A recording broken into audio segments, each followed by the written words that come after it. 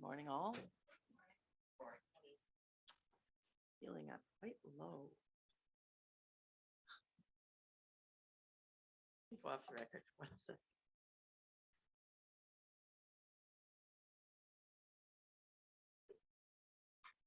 Good morning. Justice Hennessy, I'm butting in front of my friends to address the court about an issue of scheduling. Okay. We do not yet have agreement amongst the parties on a schedule for the closing submissions. There's both the oral component and the written component. We have scheduled so far the oral component to begin on September the 6th. Which is the day after Labor Day? I believe it is. Okay, But we have not agreed on deadlines for the written submissions, and Canada would like to delay the oral submissions by a couple of weeks. So these are issues that we need to discuss. We're still in discussions between the parties, but Okay. we haven't made very much progress considering how important it is that we settle on these dates soon. So we were hoping to have a case management conference to discuss it with you. The parties aren't quite ready to do that yet. We're going to keep discussing amongst ourselves, but I just wanted to alert you to the issue because I'm hoping that you will assist in following up so that we can get this settled amongst the parties and the court this week. There's issues of exactly when the oral will happen, when the written will happen, if there will be written replies, what the page lengths will be. Those are the matters that need to be resolved. all right. So the plan is that you'll keep talking and then, If we reach some impasse, then I'll approach you another morning this week and potentially set aside time for a case management conference. all right. Or if we're lucky enough to reach agreement, we're still going to have to, make sure that works with you in the court. Yes, so that's what I thought I would jump in on. Don't work too hard to reach an agreement that pushes it later than our current date. Bring me in right away, Okay. all right? Because there's, as you know, there's a huge structure in place that cannot necessarily be fully responsive to council. Lots else going on. And that's why I felt that we need to address this as soon as possible. Okay, So, thank you. Thank you. So should we fix, I don't know, Thursday at lunch or something like that? If we're That sounds good to me. Thursday at lunch? okay, Thursday at lunch. Thursday at lunch. Thank you very much, Your Honor. All right, thank you very much.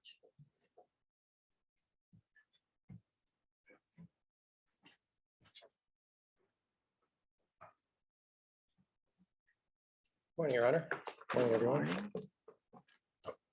Can we bring Professor Smart back, please? Yes, please.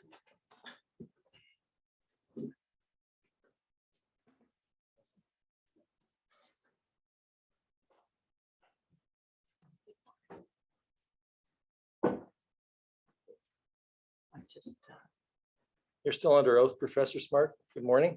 Good morning. I just need 1 minute to get my transcript up, I'm going please. to start with slide 123. Mr. Marcello, I just need a minute to get my Sure. transcript up. Yes.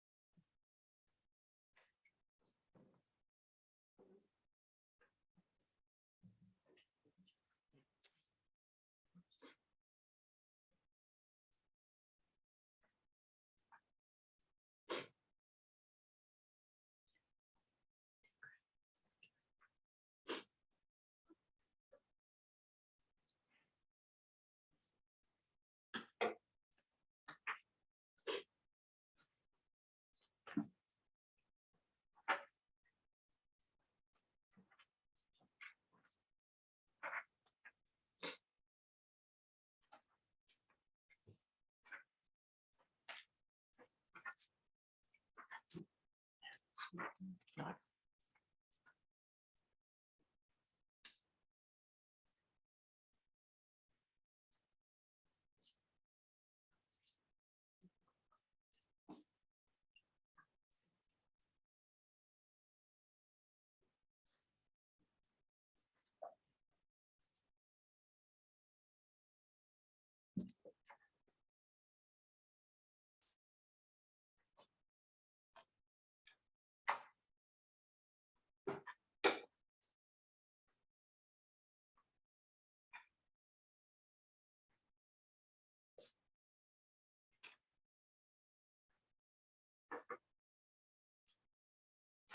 Thank you. We're now ready.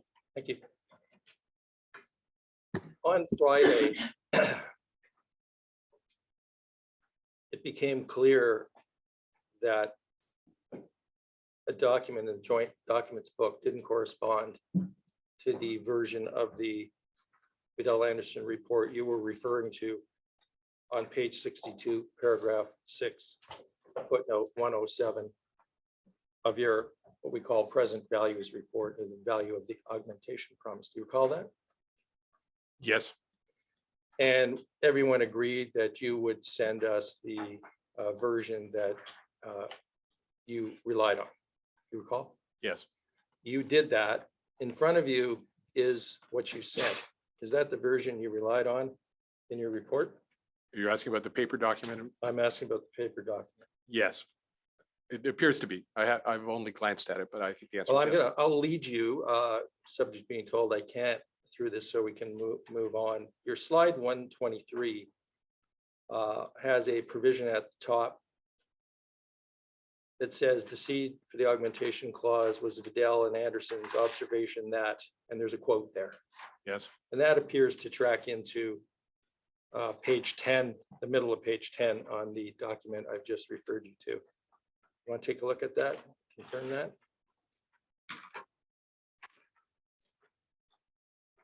And the page number is difficult to describe sometimes, but this is like a typed page 10, not a PDF number. right. And there are repetitions of page numbers, no less, in this document too. And that's not an error we made or anybody made. This is just apparently how it appears in the archives with repeated page numbers. But there's one called page 10. There's a section there says it will not, I guess, be easy to ascertain the actual value of and so on. That's the part that ties into the top part of your slide 123, is it? Yes, I believe so. And then if you go over to the next page, which is oddly numbered 12, and then followed by 10, Well, and go over again, you get to something called page 11. yes, I've started from the second page 10 for the reason that you Yeah. just pointed out. And Yeah. The following page is page 11. So and then the second part of slide 123, where you say if payments were not made at the time of signing of the treaty, et cetera, the only alternative, that appears to arise from the middle paragraph on page 11 of this version of the Vidal Anderson report. Is that correct? Yes, I think so. Mr. Schachter is Yeah. on his feet. I have a problem, just, I wonder, the version that was handed to me today does not have, unless I can't find 2 page 10s. Okay. Let- We let- can, let's we can start. help. I think Mr. Lipton might be over to help. And which doc is this the document you're reading Yes, from? yeah. So it's possible that I don't have it in front of me. Right. Yeah, The court might not have it. And this is what came to the court this morning. It is. All right, so we're gonna have to start again. So there's a page 10 in there. oh, I see. See, So it goes up to page 12 and then starts at page 10 again. it's just wrongly numbered. I don't know why.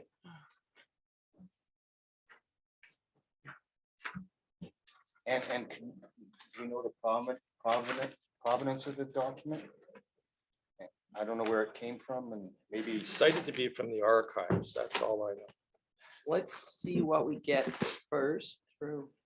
So the page 10 I'm looking at is a page that begins as compensation $30. Yes, That's what you're pointing at? that's what I'm pointing at. And Professor Smart alluded to the middle section of that page beginning, it will not be easy to ascertain, et cetera. So that was the first thing we went through. And that And- ties, And sorry, how have you identified this with Professor Smart? it's the version of the report, the Vidal Anderson report, that is referenced at page 62, paragraph 6 of the present values report, or the report known technically as the value of the augmentation promise. We all call it the present values report.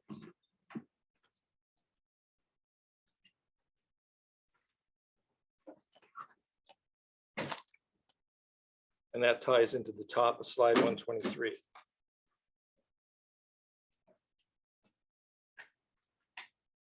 Okay, let me mark those if you don't mind.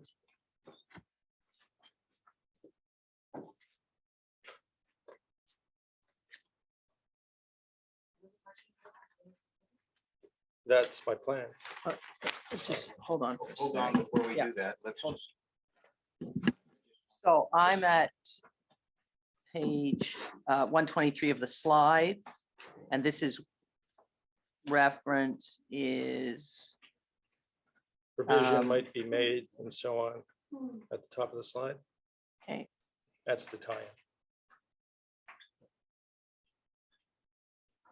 right. And the reference at the bottom of slide 123 is present value report paragraphs 92, 94. Yeah. I don't think this part of the report is referenced. Oh, so 92, 94, I won't find I this don't quote. think you're gonna find that because it's Okay. paragraph 6 in the report. I'm just gonna go to that then. The present values, the value of the augmentation promise. I don't remember what exhibit it was marked as. I can find out if you need to know. Oh, shoot. 61?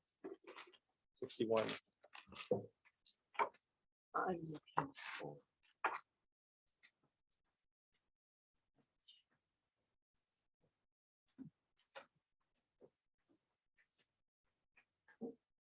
And paragraph 6 of, Paragraph 6. thank you.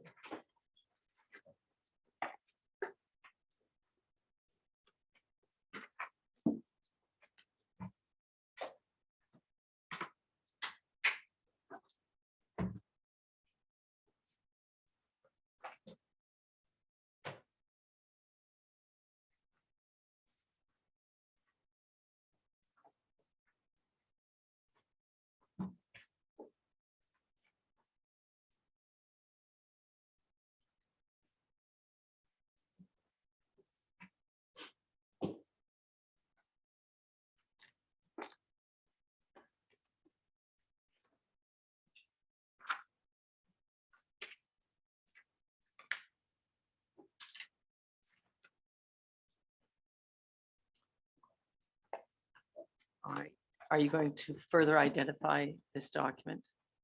Well, so the next part of what the professor indicated was on page 11, you find the tie-in to the second part of slide 123. The only alternative would appear. So on my copy of this, you have to go over a few pages to get to page 11. I don't know what yours looks like. Oh, yes, page 18 follows page 10. Yeah, it's Then there's another page 10. right. Oh, it's just a repeat though. It's just something's wrong. Page 11. In the middle there is, Should it be deemed expedient? Is that what you're pointing to? yes.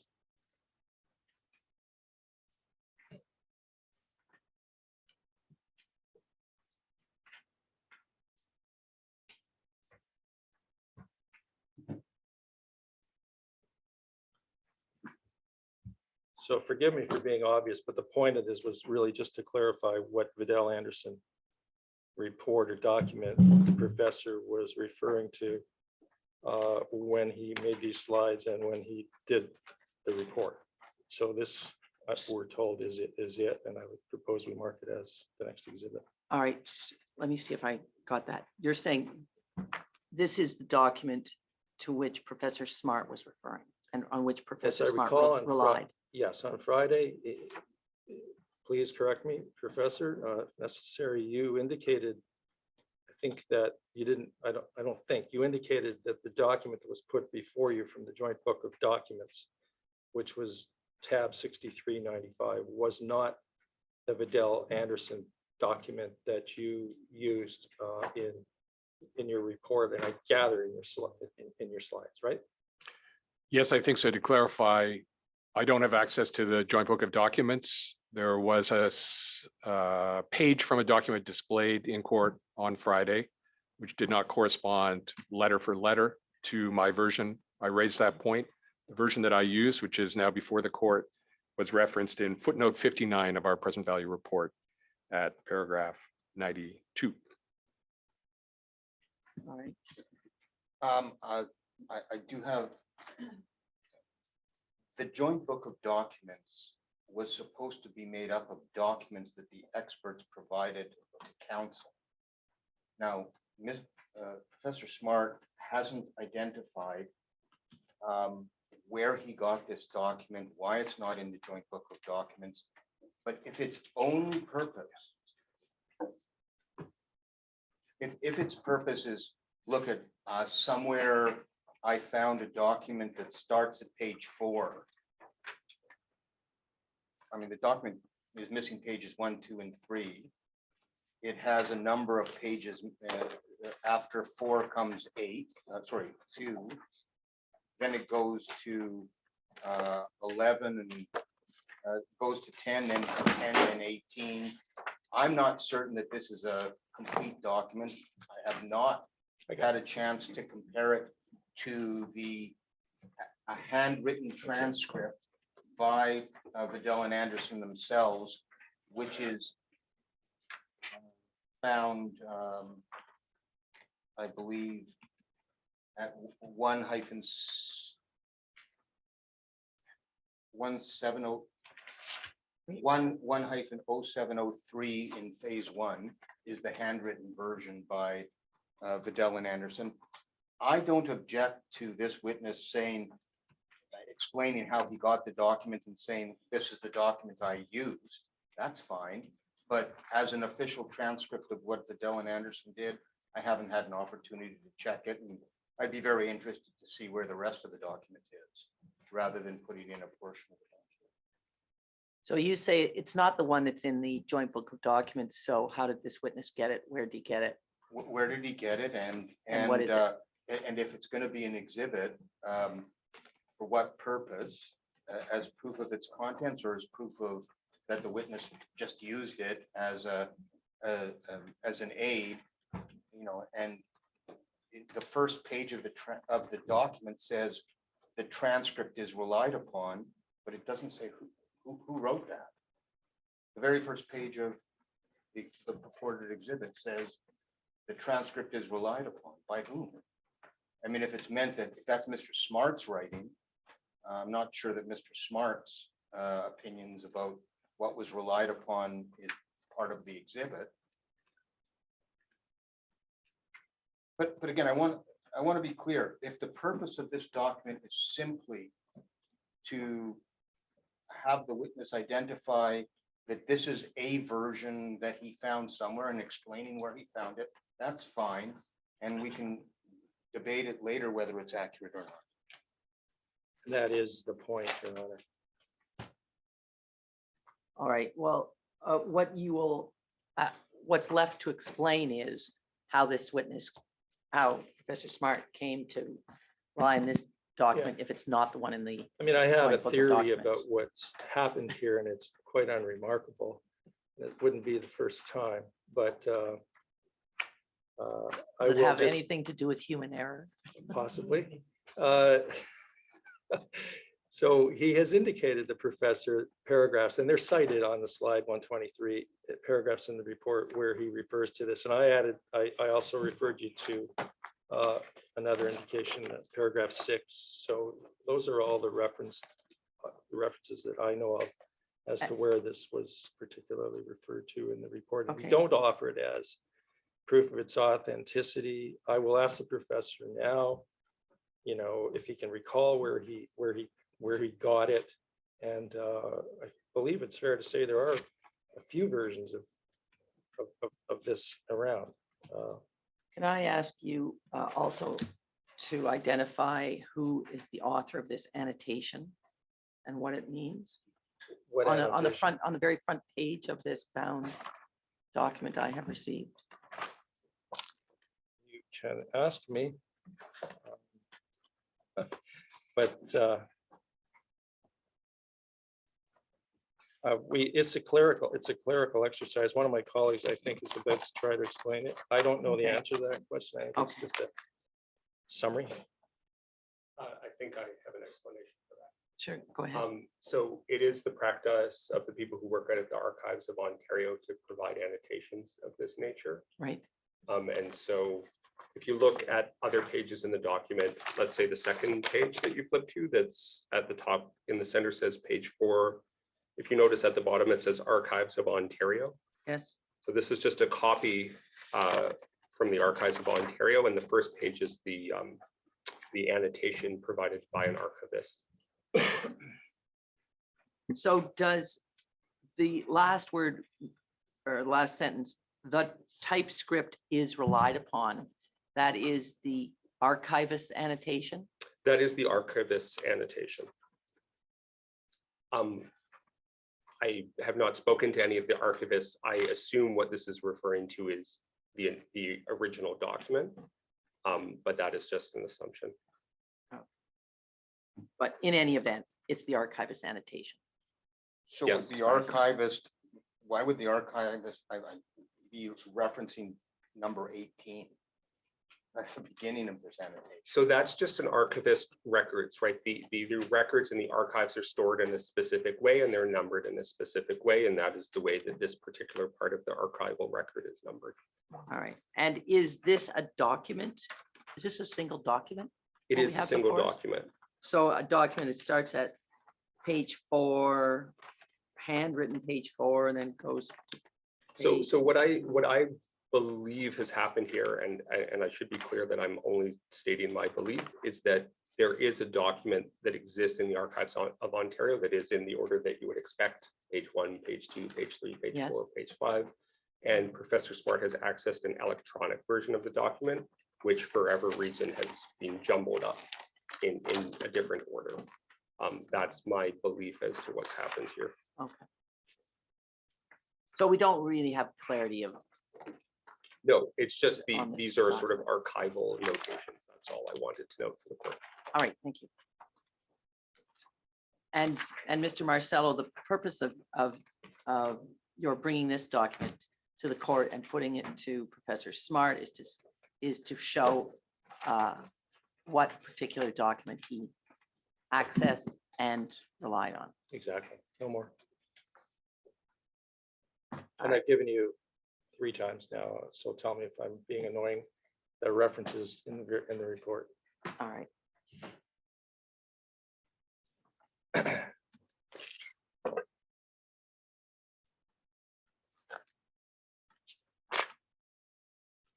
So did that get marked in the end? It is not marked as an exhibit. How would you describe it? Describe it as. Describe it in the manner of the, I mean, it's long. I would describe it in the manner of the archival definition and indicate that it's the version as referred to in the report by Professors Beaudoin and Smart entitled The Value of the Augmentation Promise. So I would, Okay, I have I- another suggestion. something shorter. Just so we know what we're talking about. It's a version of the Vidal Anderson report Yes, relied upon by Professor Smart. yes. And we can then look at how the archivist has identified it. Is Yeah, that, we is that could. suitable? We could reference it to 18 AOF 1027-1-2, and that might be good enough. That's right. kind of, But just when we're looking at, it, I'd like Vidal Anderson words, Vidal Anderson to be Yes. up close and Yes. front in this. so how about the archival document 18 AOF 1027-1-2, Gazelle Anderson report as referred to by Professors Beaudoin and Smart in, Well, I am Exhibit working 6.1. with the registrar to make sure things are useful to me and yeah. Okay, words Vidal Anderson would be a lot closer to the beginning of this Okay. document. Let me work with it. sure. Okay, Mr. Shacker, you're. Can I suggest the Dell Anderson report excerpts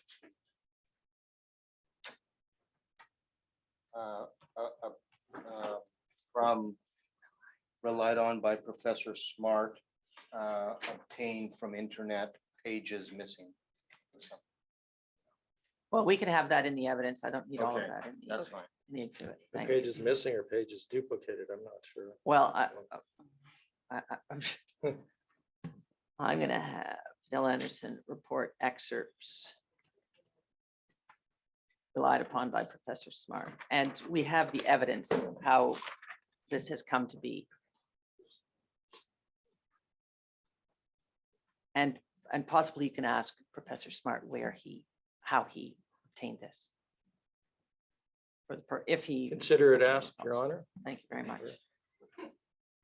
Good. I've been biting my tongue for some time. Oh, and just wait, the number on this exhibit is 69.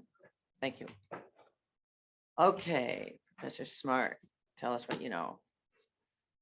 As noted in our report, this is a document from the Archives of Ontario, which forms one document in the A.O. Irving Fonds, which we also, all experts in this matter of dealing with economics, have relied on the Irving papers to do our calculations. It came into my hands from another economic expert who was previously retained in this case by a plaintiff that I understand has now been dropped from these proceedings. That's its full provenance. It's clear to me, as someone who studied such documents, that this is a PDF created from a paper document in the Archives of Ontario in the Irving Fonds. And it came to me, Irving Font, F-O-N-D-S. FONDS, Okay. representing a trove of documents at the archives. And it came to me from another expert retained by a former plaintiff in this proceeding. Well, you don't have to tell me all about what that person was retained or who by, but who did it come to you from? You want his name, Your Honor? Yes, Professor Carl Beal. okay. So.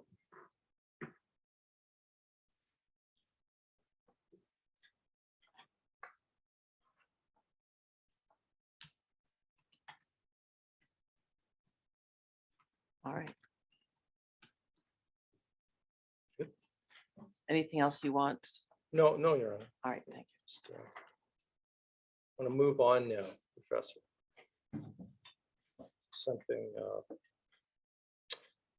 entitled Sharing Rules for NCRs, or NCRRs, you call them NCRs, I understand why. Section 6 of your deck begins with slide number 131. And there's one slide here in this section where you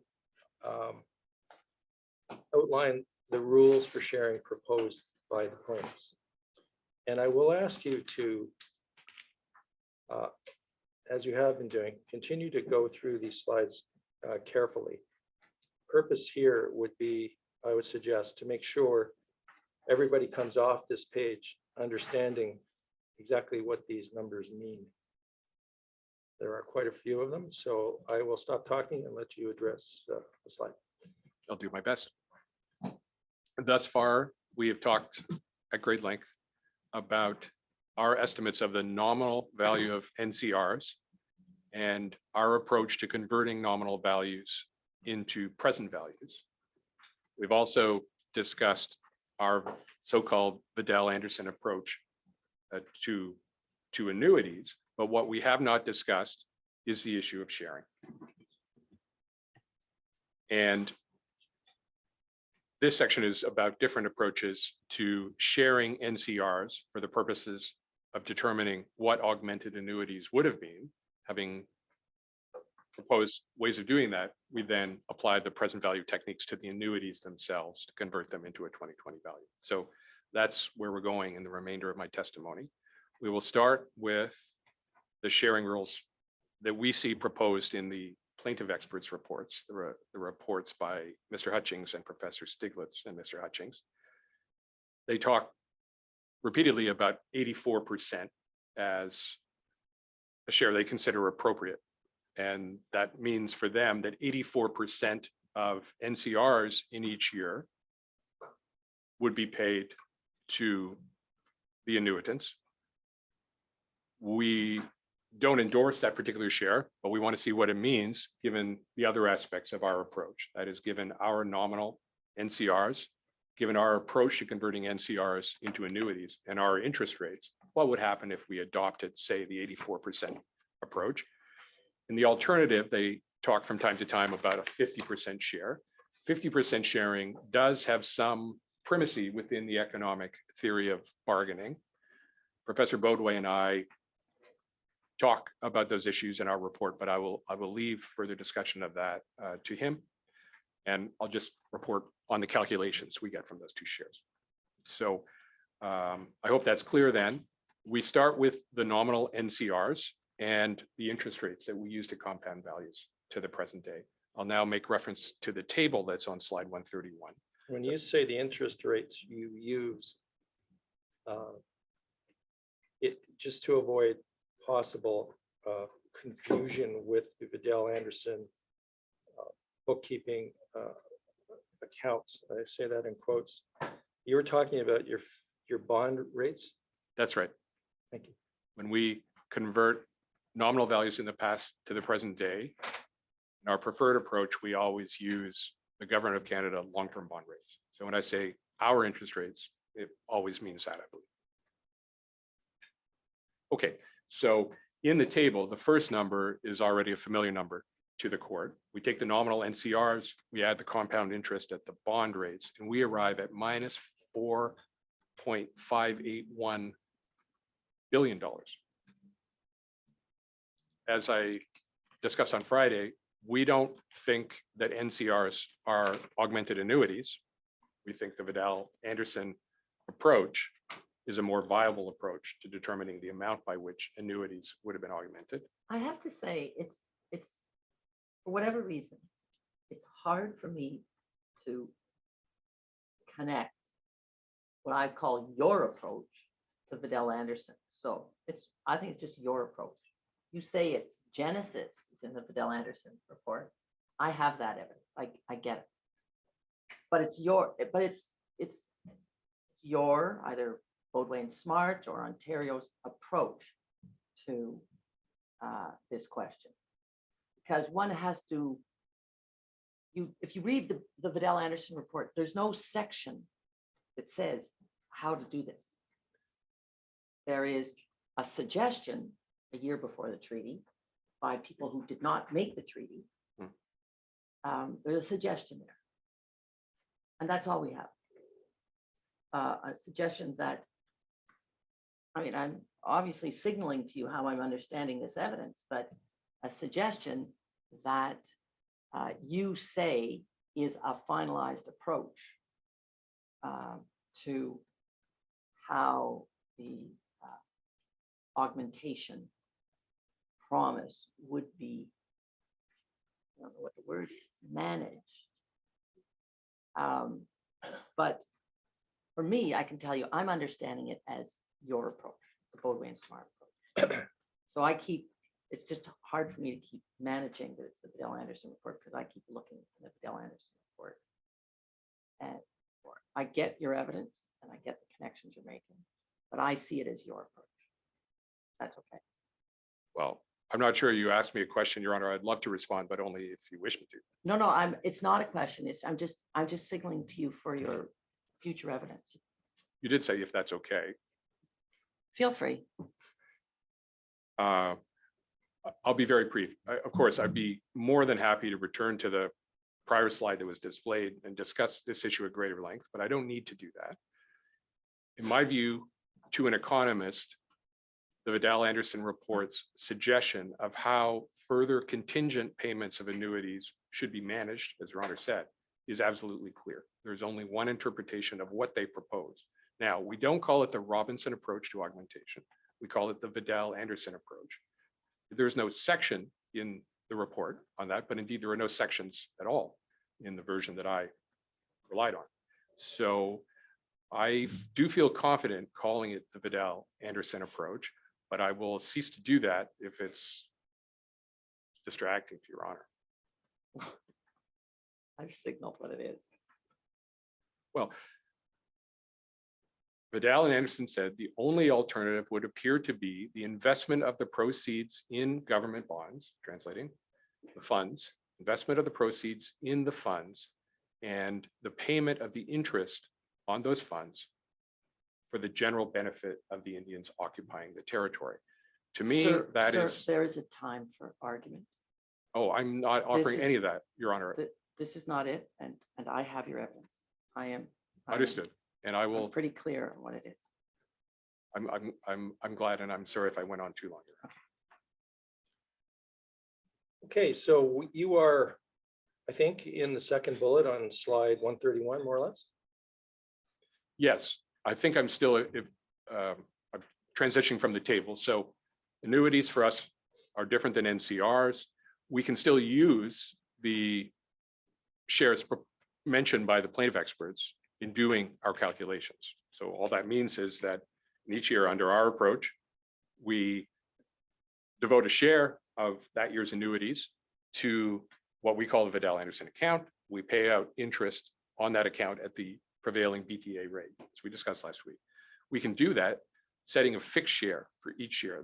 That by fixed, I mean the same share year after year.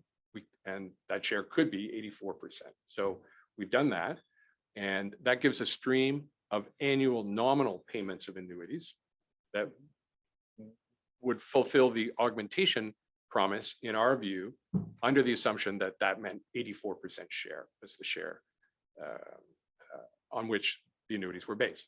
If we do that calculation and then we add the compound interest at our rates, we come to the present value of what we call shares of unadjusted NCRs. So back within the table, every remaining row of the table refers to the present value of our hypothetical augmented annuities based on different sharing models. If we took the 84% share, the present value would be $857.2 million.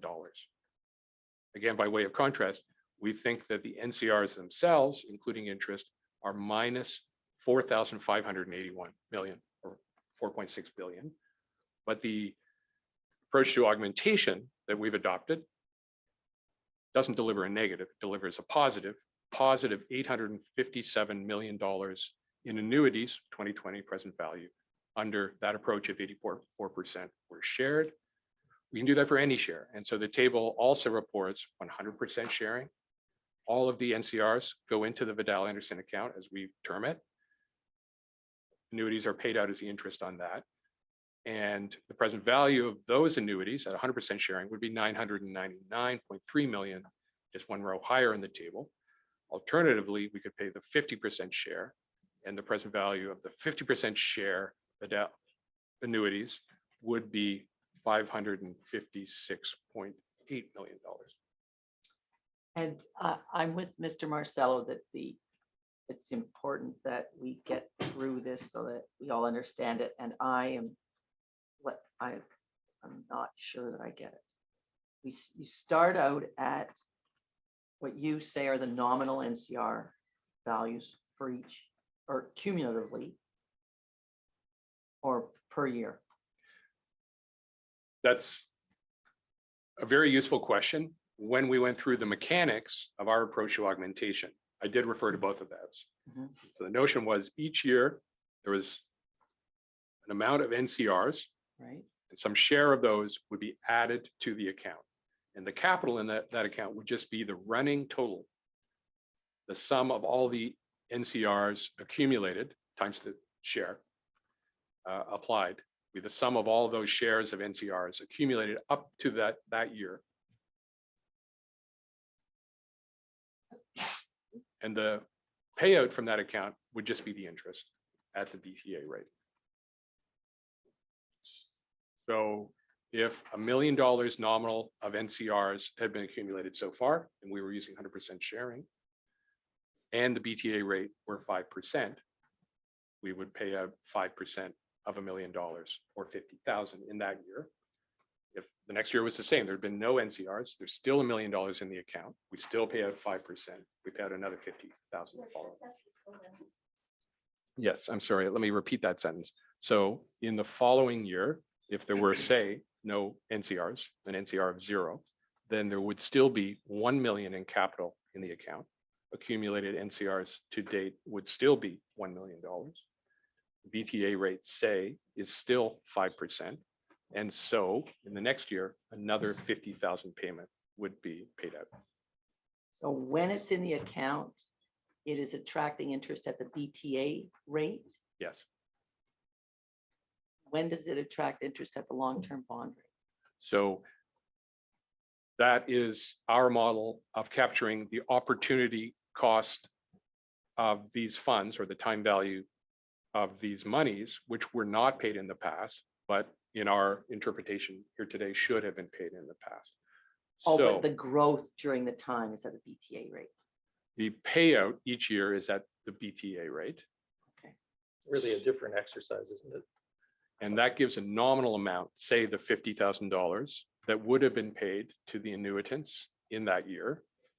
And then we say, well, the annuitants then are owed, or compensation for that payment would be $50,000 Ah, plus the compound interest at the government bond rate, representing the time value of those monies not paid in the past. so as you say, the payout is at the BTA rate. That gives a nominal amount of what would have been paid, but to present value that is at the long-term bond rate. Exactly, Your Honor. Okay, now my second question. I have to say, I'm still trying to figure out how you get from a negative to a positive. We will, Your Honor, be that- getting there. Oh, I'm too early? I thought it had been, I thought you had explained it and I missed it. Yes, well, Your Honor, the third bullet on this slide gives, far too briefly, I think, an answer to that question. So perhaps I'll read those words out and we can discuss as you wish. Okay, go ahead. So as the third bullet notes, the present value of annuities payable, that is the second, third, and fourth numbers in the table, ranging from 999 million down to 556 million. They're all positive numbers. The NCRs at present value are negative, as Your Honor's pointed out. So the annuities in our method of calculating them are worth more than the NCRs themselves. The reason for that, Your Honor's correct, we did discuss, I kind of hinted at it in my prior testimony. This reflects the losses on NCRs, particularly the accumulated losses from 1960 forward. And so there were, of course, occasional losses in prior years, which we can discuss as Your Honor wishes. But the most important part is the treatment that we think is appropriate for those steady accumulating losses beginning in the 1960s. The result of that is that those losses for the Crown were sufficient to wipe out, even on a present value basis, all of the gains in NCRs that had accumulated in the past. So from a Crown perspective, we believe that they earn positive NCRs in the early years. Converting that to a present value today, that's an even, of course, larger positive number. But the post-1960 losses more than offset all of that from the Crown perspective. From the Okay. annuitant's perspective, it's very different, as I will Okay, explain. just let me make sure I Yes. get this. Mhm. So this is the part I think I understood. They're positive NCRRs pre-1960. And those positive NCRRs are wiped out, as you say, by or gain those gains, positive gains pre-1960 are wiped out by post-1960 steady and accumulating losses. Yes. Your Honor. Okay, But from an annuitant's perspective, according to our approach, that trade-off looks very different. In the early years, in our approach, when NCRs are positive, they're added to the Vidal Anderson account. Amounts are paid out. Then when, beginning in the 1960s, the steady losses in NCRs start to accumulate, the capital in the NCR account starts to dwindle. So it might, I do not recall the precise nominal numbers at the moment, but it might have been, say, $400 million accumulated in 1960. If there were, say, a loss of 20 million that year, then the capital in the account would fall from 400 million to 380 million, and so on. I do not stand by the accuracy of the nominal numbers I just spoke to. It's the idea. So those accumulating losses start to offset the previous accumulated gains until the account reaches zero. Over that time, the augmented annuities are still paid, but at a smaller and smaller nominal amount year by year, because there's not enough capital in the account to pay what was paid in the past. At that point, the annuities, the capital has reached zero. Any subsequent losses, as we find, leads the capital in the account to turn negative and then remain negative for the rest of the years. I believe that happens in our accounts sometime in the 1970s. The account goes negative. And the question then is, what should happen to annuities when the capital that was backing the payment of these augmented annuities under our approach has become negative? We concluded, based on, I believe, common sense, a common sense reading of the treaty, as well as analogy to other economic transactions, we believed the appropriate conclusion was that when the capital in the account was negative, the annuitants would receive the $2,000 minimum specified in the treaty in that year. And as long as the capital in the Vidal Anderson account remained negative, they would continue to receive the $2,000 minimum. Yes, I recall that now, but how?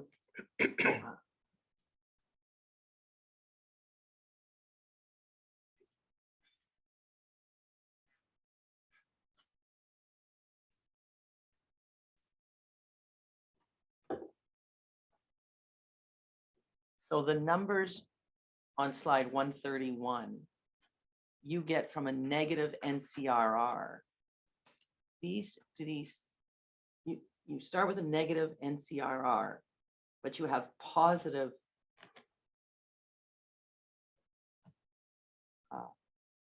numbers for the shares. Yes. May Are I those explain? just positive on the $2,000 a year? Well, they're not negative on the grounds. I mean, yes, the simple answer, Your Honor, is yes. It's the $2,000 a year.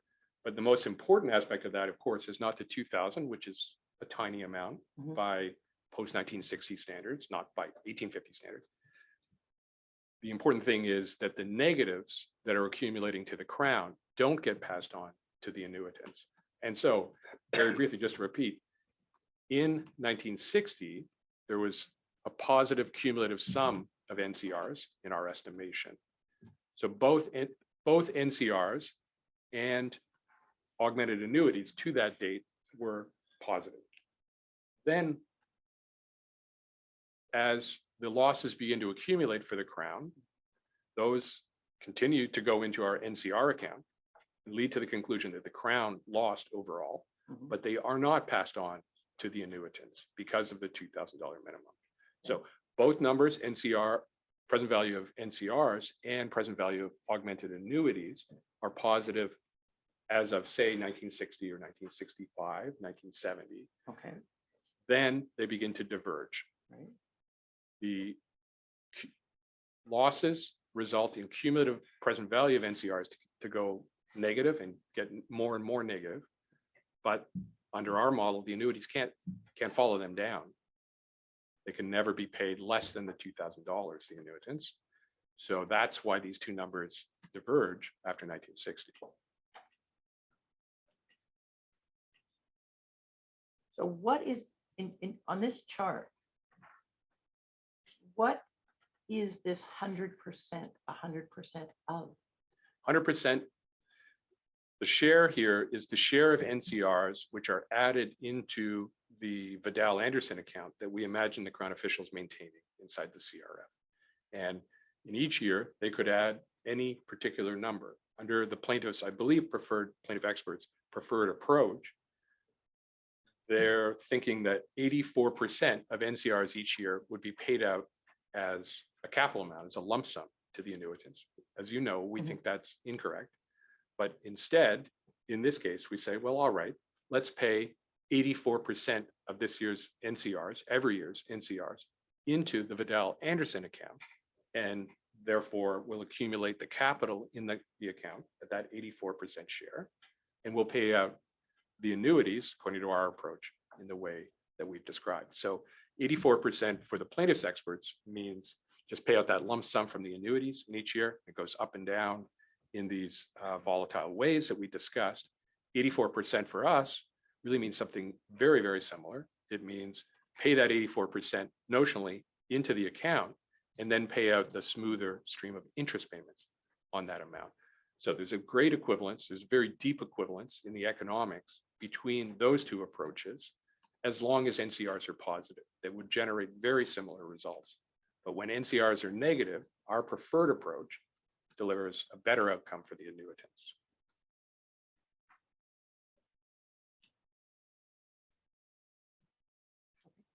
So before we leave this slide, and please, Your Honor, if I'm being too repetitive, you'll shut me down. Let's just go through the table one more time quickly. The first item, NCRRs, -4581. They are or are not risk adjusted, that number? No, They are not. They are risk not. adjusted.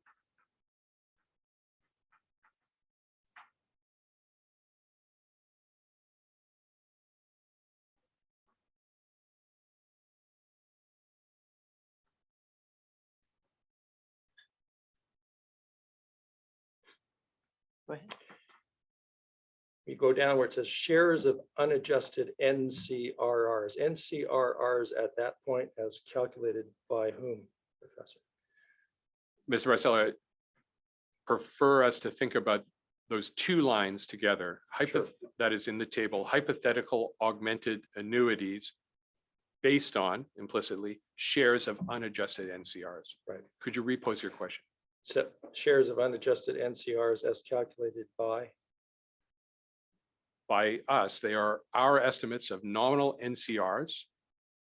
And then the three depicted shares, which might represent a sharing rule that the Crown could have used in the past, or that the court could use today in fulfilling the augmentation promise. and then the multiplier used there for 100%, 84%, 50% is what again?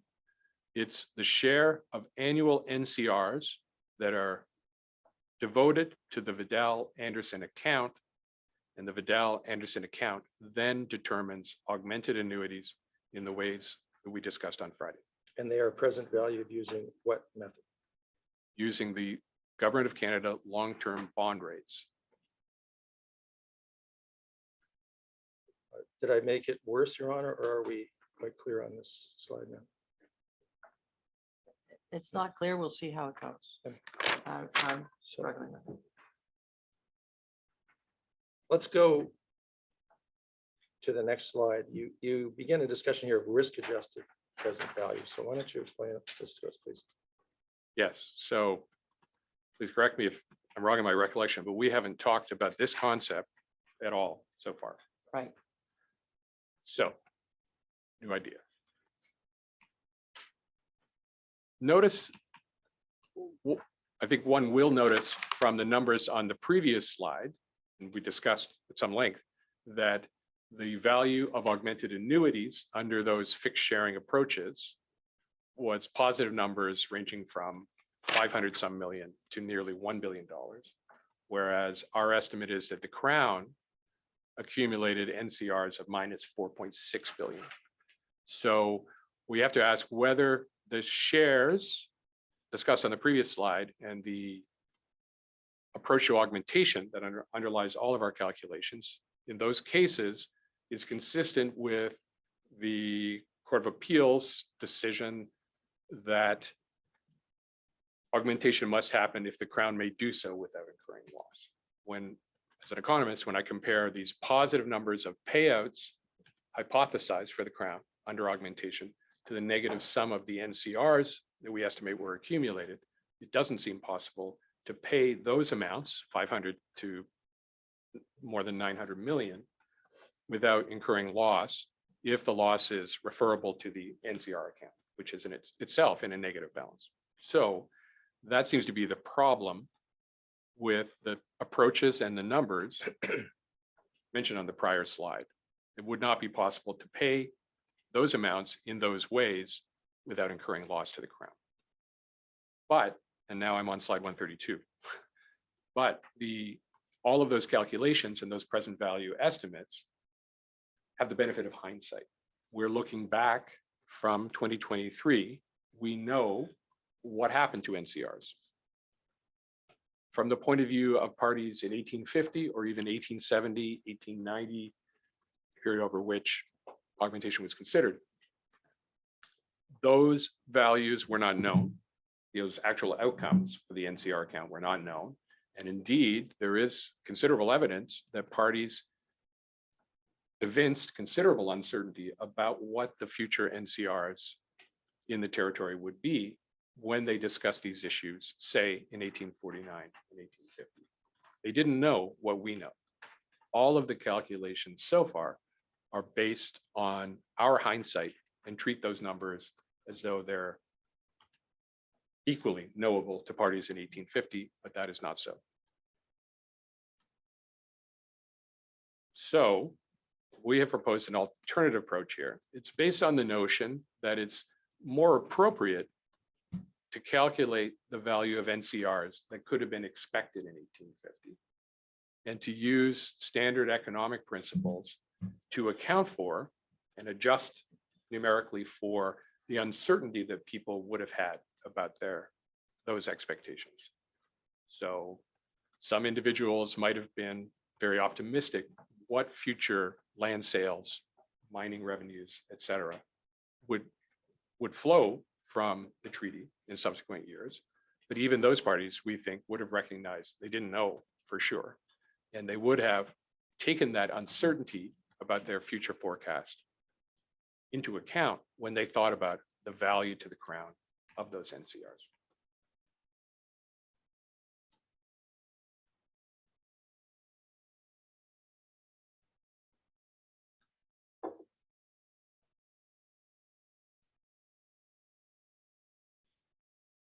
So you say that this uncertainty that should have been shared, notwithstanding some confidence, would have led people to conclude, whether those people are the treaty parties, the Anishinaabe, or the colonial officials, that what was payable should take into account the risk. I think, Have I summed that up, or did I miss something? yes, I agree with what you said, but I would qualify it slightly. Okay, I think there is evidence that all parties were uncertain, including the Yeah. Anishinaabe in 1850. I am more comfortable putting myself in the minds of a Crown official today, rather than to state unequivocally what I believe would have been the valuation principles adopted by the Anishinaabe. I think like a Crown Treasury official, I believe, and I'll describe further. And for the purposes of advancing this concept of risk-adjusted present value, it is sufficient to think about this from the perspective of the payor, the party acquiring the asset, and that, I think in this case, is the Crown. okay. And that they therefore would have been thinking of a risk-adjusted. They would have been thinking about uncertainty, and that uncertainty would have caused them to value future NCRs in the way I'm about to describe. Thank you. So the notion here is a common notion in financial economics. We call it risk-adjusted present value. The concept of present value is already clear. What we're adding here is a risk adjustment. I'll note that so far in talking about present value, we've been trying to convert nominal amounts in the past into an equivalent today. At first, in talking about this, I'm going in the other direction in time. I'm trying to convert expected future amounts into an amount in 1850 from the perspective of an 1850 official. Then the next step will go back to 2020. But for now, we'll put ourselves in the minds of Crown officials in 1850. Risk-adjusted present value is commonly used today in order to value resource properties. It's taught in, I believe, every commonly used corporate finance textbook read, say, by MBA students at universities in Canada. It's used by corporate finance officials when they're considering an acquisition of a resource property, or when they're considering making a capital investment in a property they already own. So this concept of risk-adjusted present value is commonly used. It's not unusual. We also noticed that it was used in one part of the Stiglitz-Hutchings report when they were attempting to value rents from the RST area, although we don't think they used it consistently throughout their calculations. And Professor Bodway may talk about that, I think. So, although it may be unfamiliar to the court, I, of course, wish to convince you it's not unfamiliar to the people who do this stuff for a living. The idea of risk-adjusted present value, which on the slides I call RAPV, the idea is to recognize that uncertain amounts that are expected to be paid, to be received in the future, should be discounted at a higher interest rate to reflect that uncertainty. That's the idea. Okay. And on slide 133, I would suggest we go through a particular example of how that's done and what it means. Your Honor? Please go ahead. 133. Go ahead, please.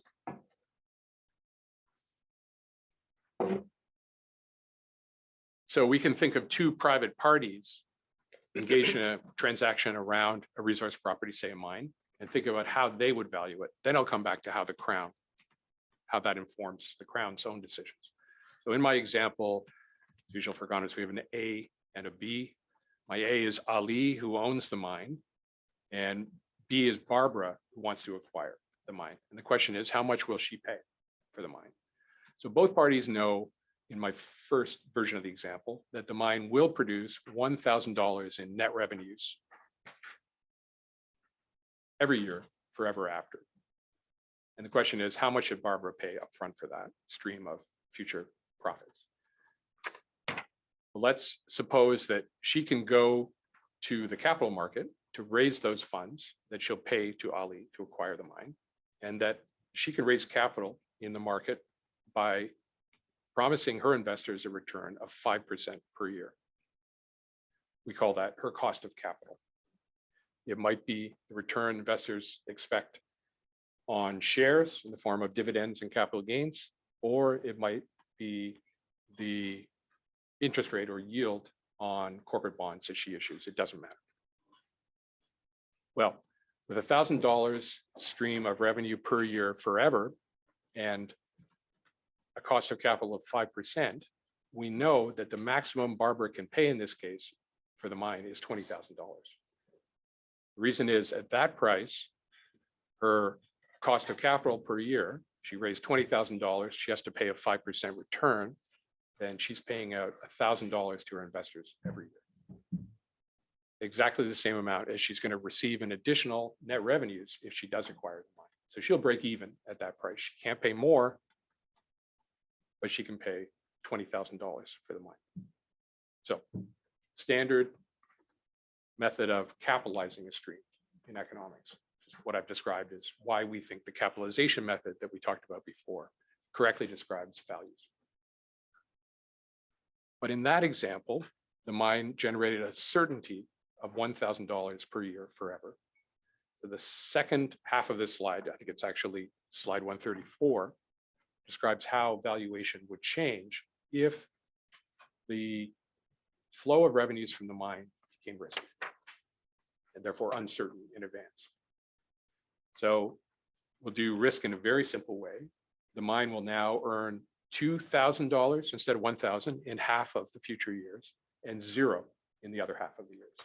Half the time, $2,000, half the time, no profits. So on average, it still earns $1,000 a year, but those revenues are now volatile and unpredictable. Now, we think that investors will, in this case, when Barbara goes to the market to try to raise capital to buy the mine, investors will ask for a higher rate of return than the 5% we assumed before. In other words, they will demand a risk premium. And although we're applying it a different way, this risk premium is economically entirely equivalent to the one that Mr. Hutchings and Professor Stiglitz talk about. It's the extra return that investors demand in capital markets to offset the risk that they're bearing when they make those investments. So let's imagine that the risk premium is also 5%.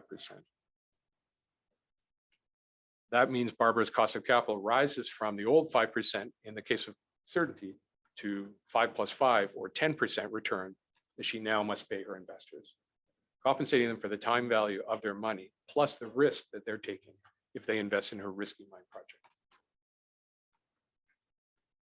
Well, with a 10% cost of capital, the maximum Barbara can pay for this mine has fallen. Previously, it was $20,000, but now she can only pay $10,000. That's the maximum she could raise from her investors and still pay her cost of capital. 10% of 10,000 would be $1,000. So she would, in that case, be paying out $1,000 a year to her investors, which will exactly balance her average returns from the mine. So some years she won't pay anything if it's an equity contract she enters into with her investors. She won't pay any dividends some years. Other years she'll pay a $2,000 dividend. But on average, she knows she'll be able to cover her costs. So what are the implications of all of this?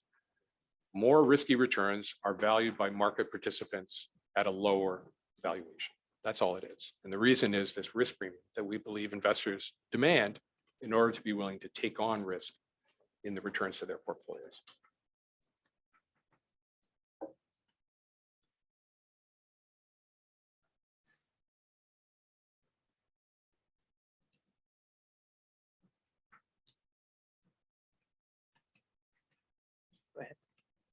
Next slide, please. So slide 135. Yes. And I'll ask you both for the purposes of the record to always repeat the number of the slide that we're looking at. Thank you. Again, 135. Thank you. So there's a lawnmower or something going on. Okay, I'll carry on. So that example, everything I've said so far, just about private parties engaging in transactions, perhaps resource properties, although the principles are even more general. We think that that perspective is the perspective that Crown officials would have taken if they wanted to value future NCRs that would flow from signing the treaty. We think that the Crown as well was aware of risk in the same way those investors were in my example. And we think there's evidence that the Crown disliked that risk in future revenues and they were willing to pay to avoid that risk. Now, the risk in question here is the risk that the NCRs in the RST area would be, smaller than expected in the future. And if Smaller than expected.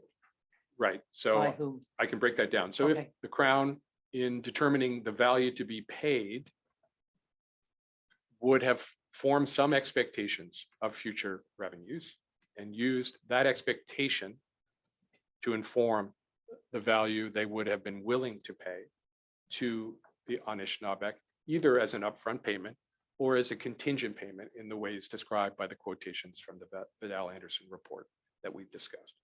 The Crown formed those expectations, but in our view, they recognized that there was uncertainty of whether their expected values of future NCRs were right or wrong, whether revenues would be higher or lower than that. Are you saying that the Crown's expectations were longer than 100 years? No, indeed, Your Honor. I like that question because it leads into where I want to go with this. They would have formed expectations. It's not, in my opinion, reasonable to think that they would have had high confidence of what revenues would be, say, 100 years later, or that that amount would have informed the value they were prepared to offer in 1850. I don't think that, as an economist, I don't think any party such as Mr. Robinson in 1850 would have said, well, we could earn substantial losses beginning in the year 1960, and therefore I cannot pay the amounts that you are considering. Any official in 1850 would have put the greatest weight on the years that were coming soon, about which they had less uncertainty, more confidence of what they could expect. And our risk-adjusted present value approach, as I'll explain, does exactly that. It puts the greatest weight on the years that are closest to 1850. In other words, as I said before, it does not rely on the benefit of hindsight about what revenues would be, whether positive or negative. You put the highest risk adjustment on the early years. I believe, Your Honor, we do the very opposite of that. Oh, You may be okay, thinking sorry, a I different was way than trying me. to repeat what you said. Go ahead. So we put, and this will become apparent within 2 slides. Okay. I'll And be I, absolutely explicit about the weights and the sharing that results from it. and I used the word highest when I meant to repeat greatest, and so you'll understand what greatest means. So you Yes. put the greatest Greatest weight on the early weight years, Your Honor. on the earliest years. So just a few more words on slide 135 to support the idea that the Crown thought in the way these investors in the example do. We are saying, in essence, the Crown, when it came to value future NCRs, would behave like an investor valuing a stream of profits from a mine that it could acquire, as in the example. And to support that claim, I'll offer just 2 quick historical observations. In positing that the Crown officials would think the same way a private company finance official would think, we're relying on the fact that indeed the Crown engaged in these kind of investment arrangements with private companies from time to time in the 19th century. Today, we call those arrangements public-private partnerships. A term wasn't used then, but the Crown did engage in public-private partnerships in the 19th century, which forced them to think in these capital market terms that I've described valuation flowing from. One key example of such a public-private partnership over resource revenues is the Crown's transactions with the Canada Company in the 1820s and 1830s. Canada Company was discussed in the Stiglitz-Hutchings report and in our own present value report. In a nutshell, that transaction looks like a risk-adjusted present valuation by the Crown. In the 20s and 30s, the Crown was not, of course, thinking about the RHT or the RST. They were thinking about land sales in Southern Ontario, particularly in the Huron Tract, mid-Ontario, we might say today, which was newly acquired through treaty. And the Crown decided that they had an option. They could either sell the land to settlers in that territory in the way the Crown had done in the past. When the settlers came to Canada, they could have paid the Crown for their patenting of lands in those areas. But that's not what the Crown chose for the Huron Tract. Instead, they entered into a contract with the Canada Company, which was a private company incorporated in London. And in that contract, the Canada Company paid a substantial sum upfront to the Crown and agreed to resell the land to settlers in subsequent years, as well as making other commitments to offer services and road building through the territory and things of that kind. So Crown was faced with a parallel situation in which it anticipated future resource revenues from a newly acquired territory. And what it decided to do was to sell those assets upfront to a private company, thereby offloading the risk. Consequence of that contract with the Canada company was that the Crown gained certainty about its land revenues from the territory. But in the process, it accepted a discount. It didn't receive all the land revenues, only a fraction of the land revenues. The rest, of course, went to the Canada company as a profit.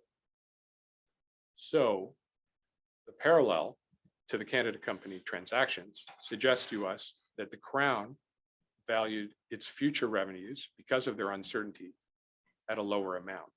They could have declined to sign that contract with the Canada company if they had wanted immediate revenues in, say, 1825.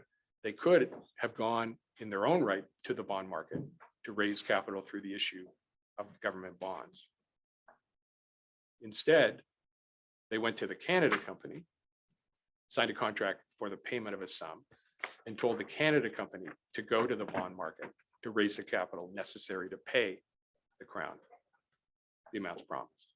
So in the process, they accepted the Canada company had a higher cost of capital. It was more expensive for them to raise funds in the capital market than it would have been for the Crown itself. And therefore, the amount received from the Canada company was smaller than would have been received if they'd simply waited and received the NCRs, that is the land sales revenues, when they accrued in future.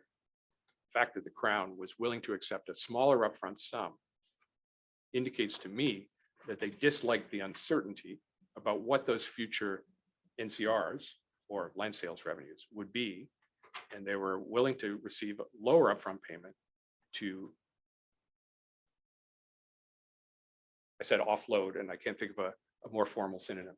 They were willing to accept a lower upfront payment to offload that risk to the Canada company and its investors. I don't for a moment think that I understand or that I know certain doctrines or principles of economics, but it would seem to me that another explanation of what the Crown was doing was saying, we need money now. We will sell these lands over the next 5 to 10 years. They could sell at, they will sell at whatever the market is or whatever we create the market to be, because they were pretty much the only seller of land. So if I looked at that situation, I might have said they didn't have so much uncertainty. They were the Crown was the market.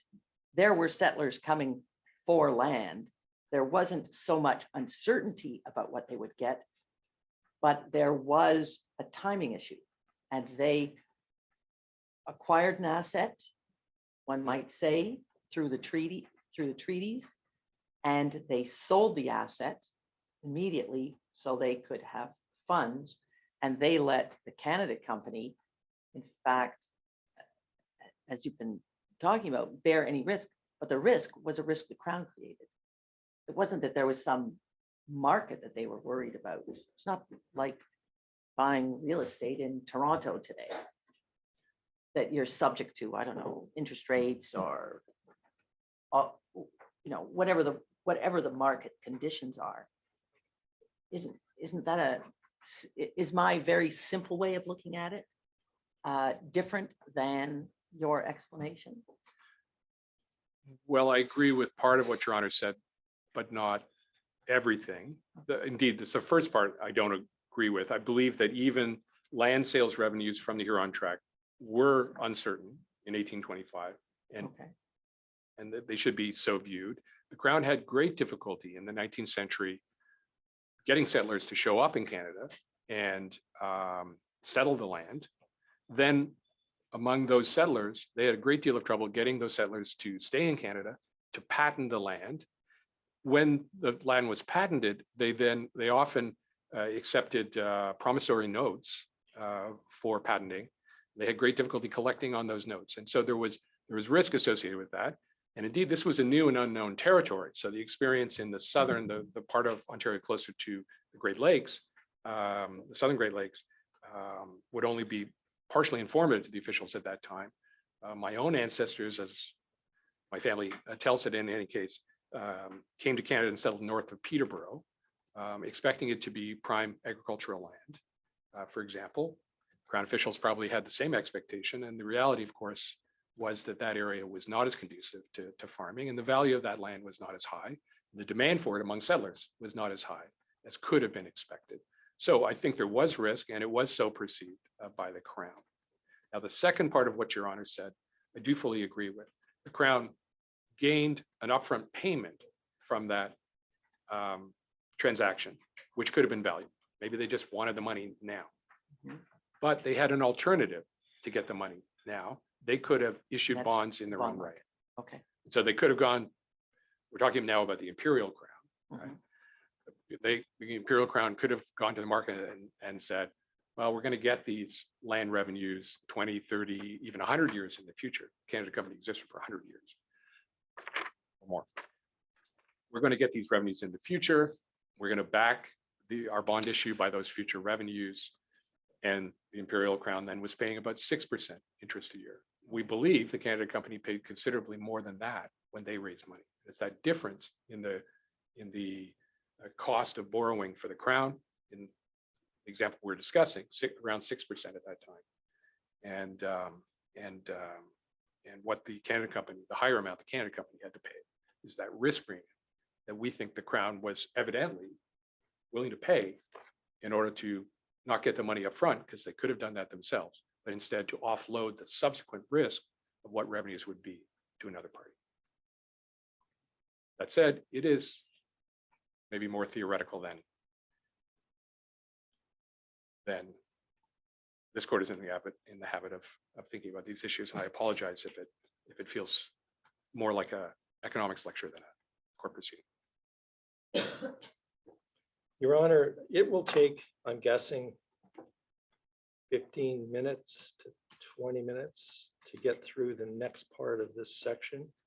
It's 11:30. Shall we take a break? I think we should take a break.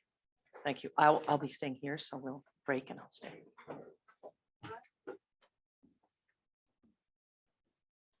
Yeah. Okay, how did it?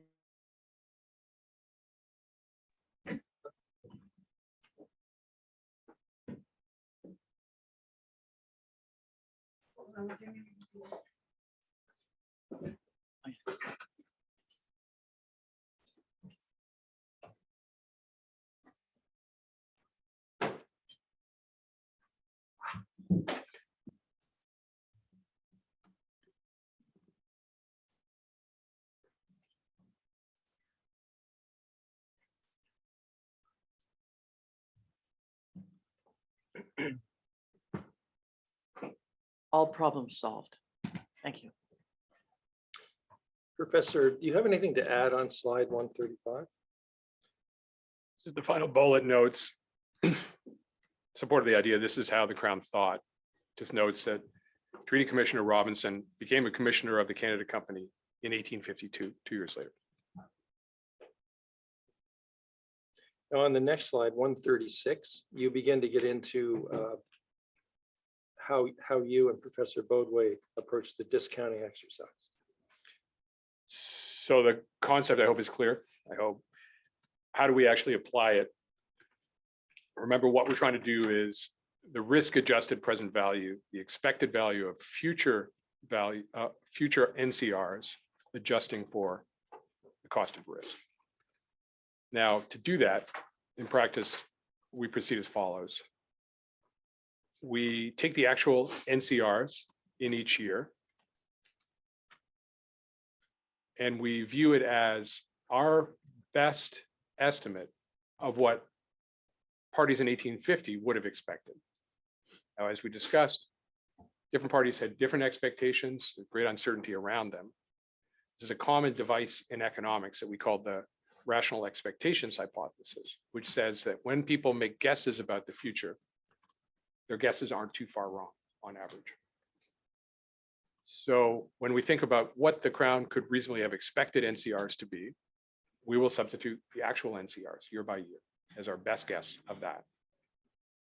We then discount that stream for all years back to 1850, and we do it at a higher interest rate, just as in our example, when Barbara bought the mine, she had a higher cost of capital. So here, when we discount these future expectations back to 1850, we do it at a higher interest rate. So to construct that higher interest rate, we simply take our government bond returns and we add a risk premium. But before you get to the mathematics of it, can you go back to your first proposition in this? When we think about what the Crown could reasonably have expected, what's your frame of mind there? What do you say is the Crown's frame of mind? They reasonably expected revenue, they reasonably expected losses, they reasonably expected great thriving resources. What do you say? What is the basis of your understanding? We believe that there is evidence, indeed, well described in the stage 1 reasons for judgment. There is evidence that Crown was trying to form an estimate of the value that it would gain in future NCRs. Try to put a number on that in order to determine what would be affordable for the Crown to promise to the Anishinaabe. So that valuation exercise was taking place actively in the minds of Crown officials. They were thinking, well, what are we going to get in the future? What have we already collected? And what can we give to the Anishinaabe in a way that is, let us say, financially responsible, to use modern language. And in the discussions, for example, in the Vidal-Anderson report around that issue, mention is made of the fact that we can't really know what future revenues will be.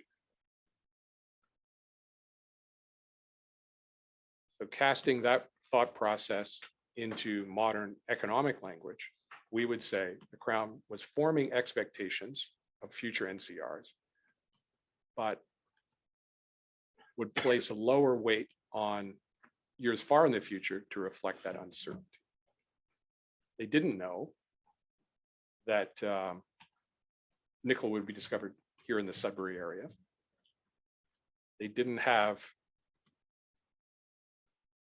the benefit of hindsight, in short. And because of that uncertainty, they were unwilling to promise a lot to the Anishinaabe. That's the plain economics of what we're saying. So if we were only looking at the first 100 years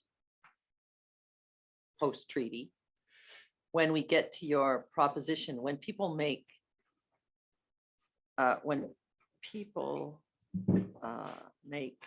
guesses, is that what you said, about the future, their guesses aren't too far wrong on average. Well, But they were totally wrong, weren't they? In the first 100 years? I'm not aware of any Crown officials predicting what NCRs would be 100 years later. This is very consistent with your Honor's perspective, I think. Well, I'm just thinking about the words that were used over and over and over again in stage 1.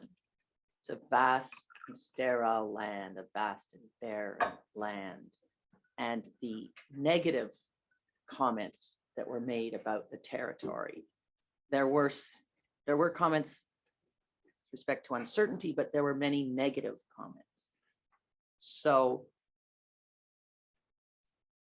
I think I concluded in stage 1, I think the court concluded in stage 1, that while there was uncertainty, that uncertainty leaned towards negative thoughts. And it might have been a big surprise to those actors had they been around for the next 50, 75, and 100 years, that their guesses were off. This is I'm just focused on this assertion you make that called rational expectation. Understood. hypothesis. Well, the goal of that is just to give us some numbers that we can work with. And economists believe that the actual outcomes are the best estimate today of what people believed in the past. We cannot know what people believed in the past, although we do have the kind of indirect evidence of their beliefs and expectations Your Honor described. It could be true that that particular set of Crown officials was too pessimistic. We might want to think about how that would change the calculations Professor Baudouin and I are trying to undertake here. And I can't jump that fast ahead, so I don't know what the result would be. Well, I could try. I would remind Your Honor that we're trying to figure out what value in 1850 the Crown would have been willing to pay. And then we're going to convert that to $2020. Right. But right now we're in 1850. Suppose that the Crown officials had been more pessimistic than the actuality that came. If anything, then they would have been willing to pay less than the amounts that we have estimated they would have been willing to pay. That greater pessimism about NCRs would have made them even less willing to put cash on the table in Sault Ste. Marie in 1850, in our estimation. But I would add that the reality that we know today of this emergence of a resource economy, more in the RHT than the RST, but still relevant perhaps to imagining Crown officials, that was far in the future. That was 50 years in the future, effectively before the discovery of nickel, for example, at Sault Ste. Marie, for the resource booms of the 20th century were even beginning to manifest themselves. So that difference between what we now know happened, that we think is a reasonable expectation of what could happen in 1850, and alternative perspectives on what Crown officials thought, it wouldn't have affected their decision-making very much in 1850, right? So if someone had gone to Robinson or Vidal or Anderson or any member of the executive council and said, well, wait a minute, what if we find a lot more mineral resources 50 years from now?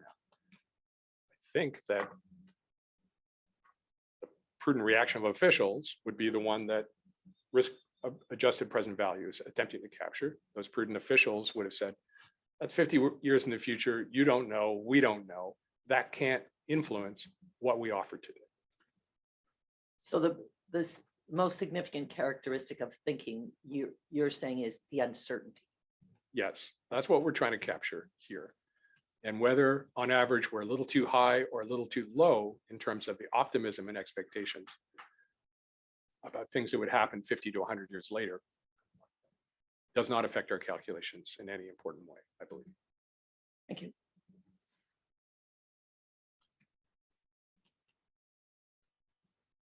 So how do we do this in practice then?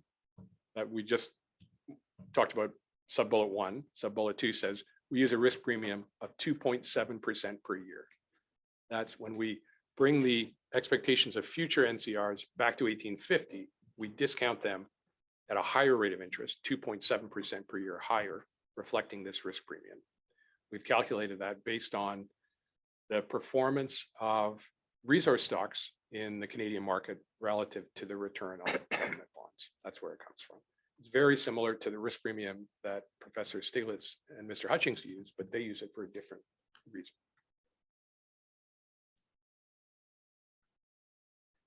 Okay, so that allows us to calculate a nominal value in 1850 of what a prudent party who thought about risk-adjusted present value would have been willing to pay. We then calculate the present value of that amount in 2020 dollars by adding back compound interest, but now at the lower government bond rate of return instead of this higher risk-adjusted rate of return that we used in sub-bullet 2.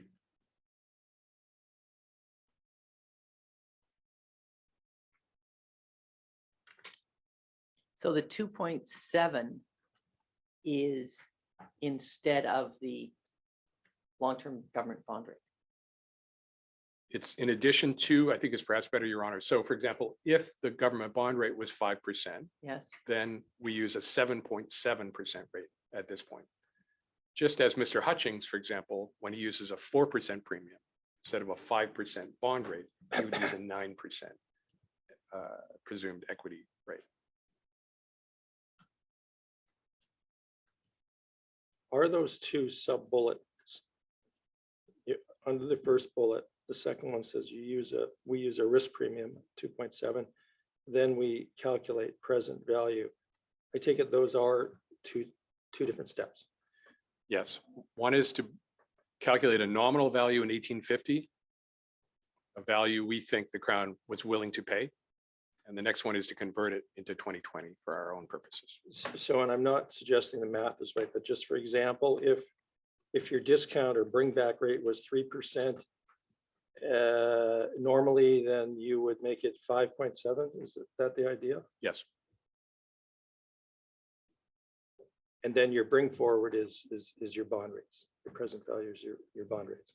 yes, the 3% in your example.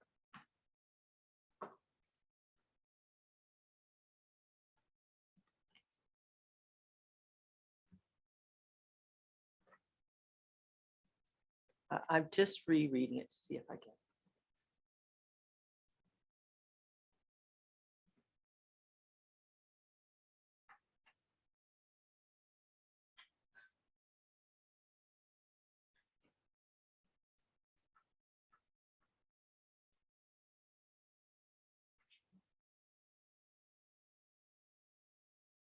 Your last question, Mr. Marcello, was, and then your bring forward is your bond rates.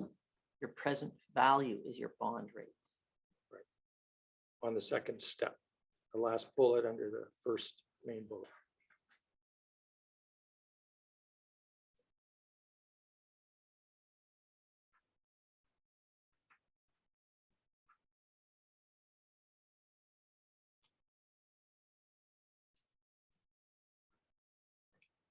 I'm going to try to see if I get this. I thought, just from the way you described it, sir, I thought a risk premium would have made the rates that the government was paying lower because they are uncertain. I thought if you had a long-term bond rate, there's this uncertainty, then they would pay a lower rate. But you say they pay a higher rate. Yes, Your Honor, and I can explain if you wish. Okay, and just so you know where I'm confused. So they're taking, the way you describe it, they're taking on a risk because there is uncertainty. So they're prepared to, the Crown is prepared to pay a higher rate because of the risk they're taking. They're the investor. Yes, I think of it as this higher rate represents the cost that they're bearing in respect of future revenues. Recall that an interest rate is always a way of converting dollars in one year to dollars in another year. And so far in this case, the evidence you've heard from other experts and myself has really been about how to convert amounts in the past into amounts today. And there, Mr. Hutchings, for example, did assume a risk premium. But he used it in a way that is different, that Professor Bodway will testify on why we think it's wrong. But his notion is, well, that risk premium was a pure gain that the Anishinaabe could have received if they'd invested in risky assets in the past. So for him, Okay. a higher risk premium, a higher rate of return converts past amounts into a larger dollar amount in 2020. Right. For us, we're going in the other direction in time. We're trying to take, say, revenues that were expected to accrue in the year 1900, say, back to 1850. And now when we assume an interest rate that allows us to convert this, say, 1900 amount to an 1850 amount, by assuming a higher rate, we convert that given dollar amount in the year 1900 to a smaller amount in 1850. Right, so now, because we're going back in time, we're not really adding interest, we're subtracting interest, or dividing. Formally, we're dividing. And in using this higher rate of return, what we're saying is, well, the Crown would have regarded that expectation of 50 years hence, the year 1900, as being risky. and didn't want to bear that risk of revenues could be high or low at that date. That the uncertainty about what would actually transpire in 1900 would have caused the Crown to put a lower weight on that expectation of the future. And that's what a higher interest rate does, puts a lower weight on that value for the purposes of converting it back to 1850. So higher interest rate always means higher risk. When we're going backwards in time to think, well, how should I value that today? A higher interest rate means I place a lower value on it today than the equivalent nominal amount in the future. So on what dollars is this, let's talk about this 7.75 plus. If long-term bond rate was 5% and you use a risk premium of 2.7%. And as Mr. Marcello says, then you get 7.7%. On what dollars are you applying that rate? When you say we're subtracting for the purpose of converting back to 1850. So you're taking it on $1,900?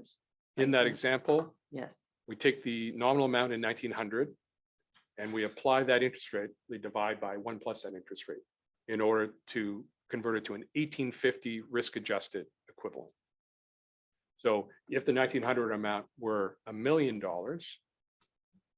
then in the absence of the risk premium going back 50 years might make it equivalent to say $500,000. But the risk premium makes it, right? So let me do that step by step for everyone. Okay. So suppose we're talking about $1 million nominal in the year 1900. What was that worth in the year 1850? What would the expectation of receiving that 50 years hence be worth to people in 1850? It must be lower than $1 million because of the time value of money. If there were no risk or no consideration of risk, we might, for example, again, please understand that when I make up numbers without reference, Made up. I don't, it's for illustration. So the 1 million nominal might be equivalent in value to $500,000 in 1850, accounting for the time value of money.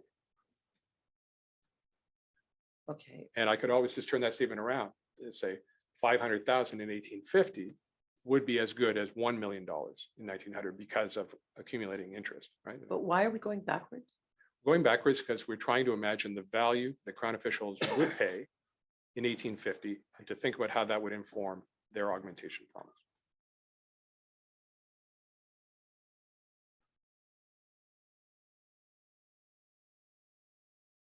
But the end result is that they would pay less because they have this uncertainty, which you calculate to be worth 2.7% risk adjustment. They would pay less for positive amounts expected in the future, but they would pay more for negative amounts. I might want to note that I put air quotes around pay more for negative amounts to indicate it's an unusual idea, but we know that an expectation of a negative amount in the future would reduce the Crown's willingness to pay. But if that negative amount in the future was regarded as uncertain, it would not affect willingness to pay as much. That's all we're trying to do. We're just trying to represent the fact that positive or negative amounts that in 1850 would have been regarded as being far in the future would receive low weight.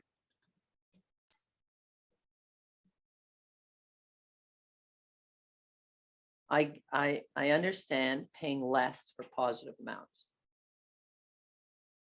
There's money to be made in the future. We don't know how much it is. So we're going to risk adjust the Yes. interest rate, the present value rate. I get that. But I thought in your proposal that there was no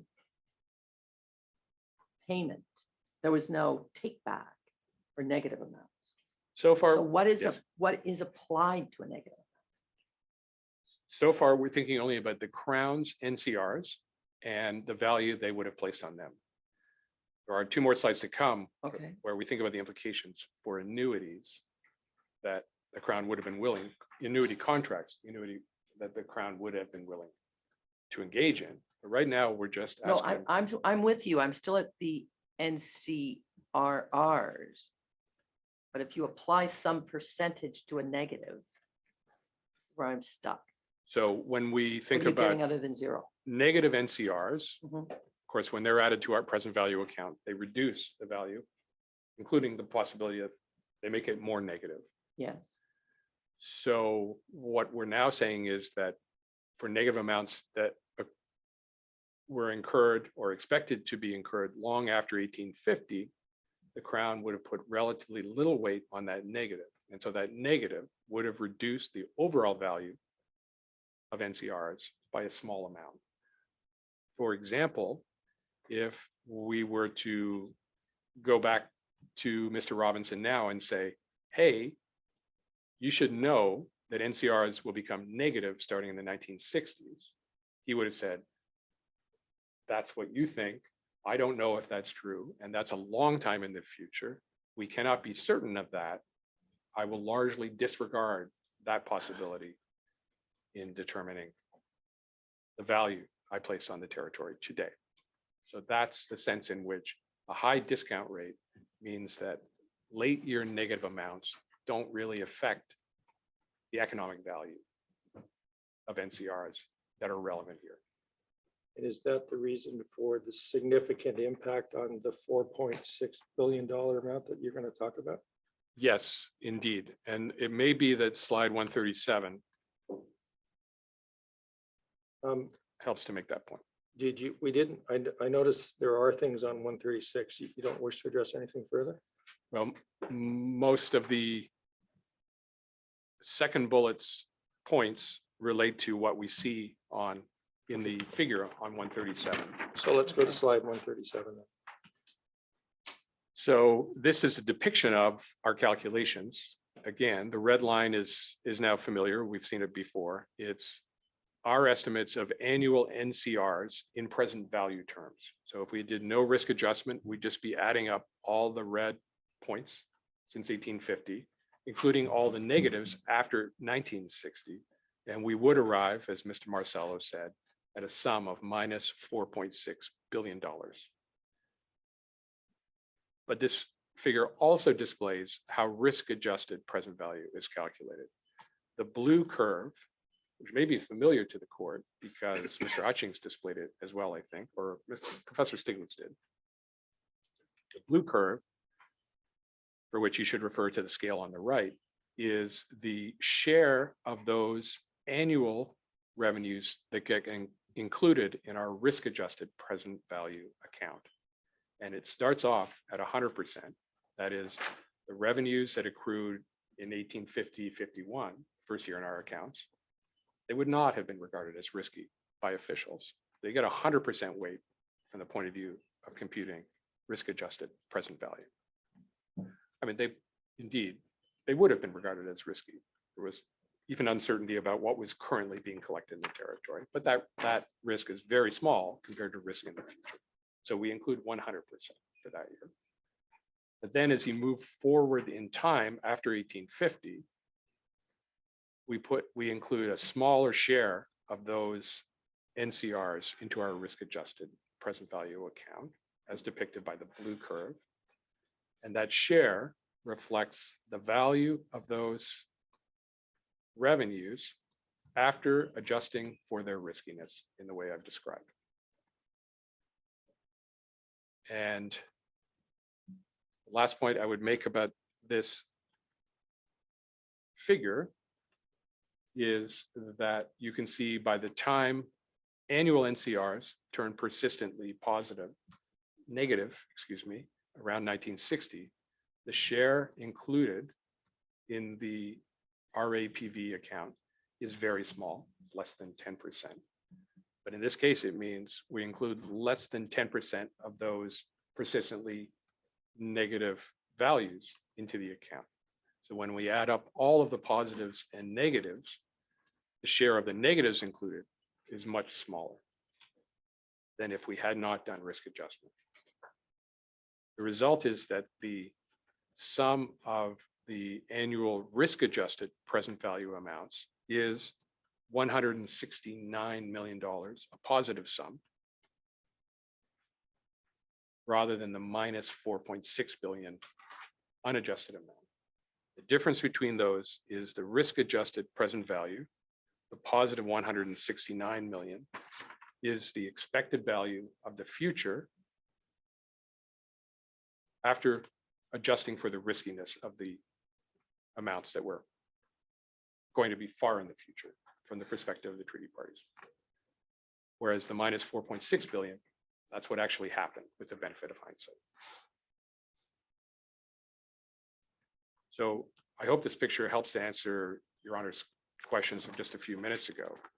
What does it mean to include a smaller share of a negative, and why does that lead to a positive sum overall, whereas previously we were talking about a negative sum? The blue curve is my answer to that. I just have one question.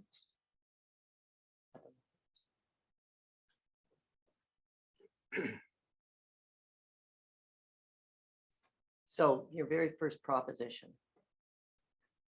The early years, let's call them those, the early years immediately after 1850, you say would not have been regarded as risky, Not so risky, Your Honor. not as risky. All right. And that's because they're closer to the future. They have a, whatever their certainty or uncertainty is, the closer in the future it is, the less risk it is to them. Yes, Okay, so then you say, therefore they get 100% weight. What is 100% weight? The full value of the 2.7%? no, Your Honor. So the blue curve here, just a way of converting between the unadjusted present values and the new risk-adjusted present values. And the shares represented by the blue curve show the conversion of factor we use year by year. So it starts at 100%, that blue curve, indicating that the perspective of the treaty parties at the signing of the treaty, what was going to happen for the year 1850 was relatively certain. They pretty much knew what they were going to get that year. But even 10 years later, they had much greater uncertainty. So when it comes to computing risk-adjusted present value, we would then include only, again, for purposes of illustration, maybe only 80% of that amount. If we expected revenues in 1860 to be $10,000, we might only put a weight of 80% on that. We think of that expected $10,000 as only increasing our willingness to pay by 8,000. Yes, I expect 10,000 10 years from now, but I'm not certain about that. So I'll convert that 10,000 into an $8,000 payment. So that's what the blue curve does. It's that share that That was super helpful. So now I just need to connect the words. So 80% means, that an expected positive in the future is only valued at 80 cents on the dollar to offset the riskiness of that expectation.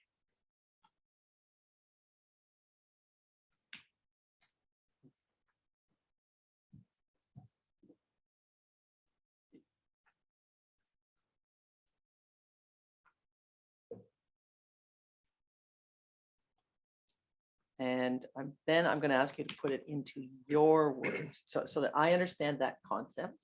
An expected positive in the future, but the further out in the future, that number, that 80% is going to be then 60%, 40%, Yes, because the uncertainty increases. As the uncertainty increases, this number, I'm not sure yet what it's called, but that turns out to be, in this example, you call it 80 cents on the dollar, or 80% of the expected return is all they're prepared to bank on or pay for.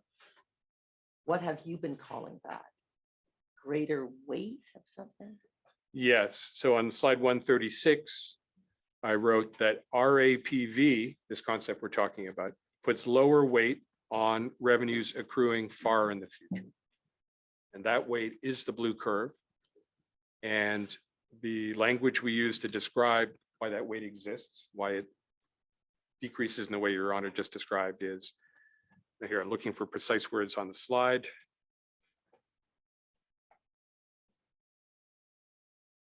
That we discount the future at a higher rate to reflect the risk premium.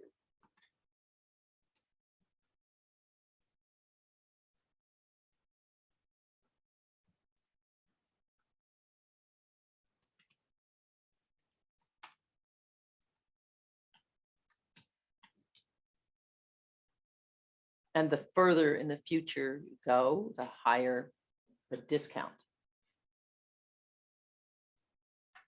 I've got that. Yes, reflecting the greater uncertainty. Does that apply to the negative amounts as well? Yes, yes, it does. Negative amounts reduce the cumulative present value. Discounting with a risk premium makes those negatives, reducing the present value, become smaller, including a smaller negative actually increases the value. Actually increases the value for our quote report. Thank you very much. So now we go to 138, slide 138, and you begin to tie NCRs into your annuities model. All right. Yeah, so as I mentioned, thank you. So far, we're just talking about the Crown's NCRs and the value the Crown should attribute to that. The question is, how would that in turn have affected the augmentation of annuities? So the annuitants did not bear the risks. We were just talking about it as we see it. They were guaranteed a certain share. The augmentation promise, as we're interpreting it, is that it would pay them a certain share of NCRs with no payment in the event of losses. The Crown therefore bore the risk in NCRs on its own account. And RAPV captures that value, adjusting for that cost of risk.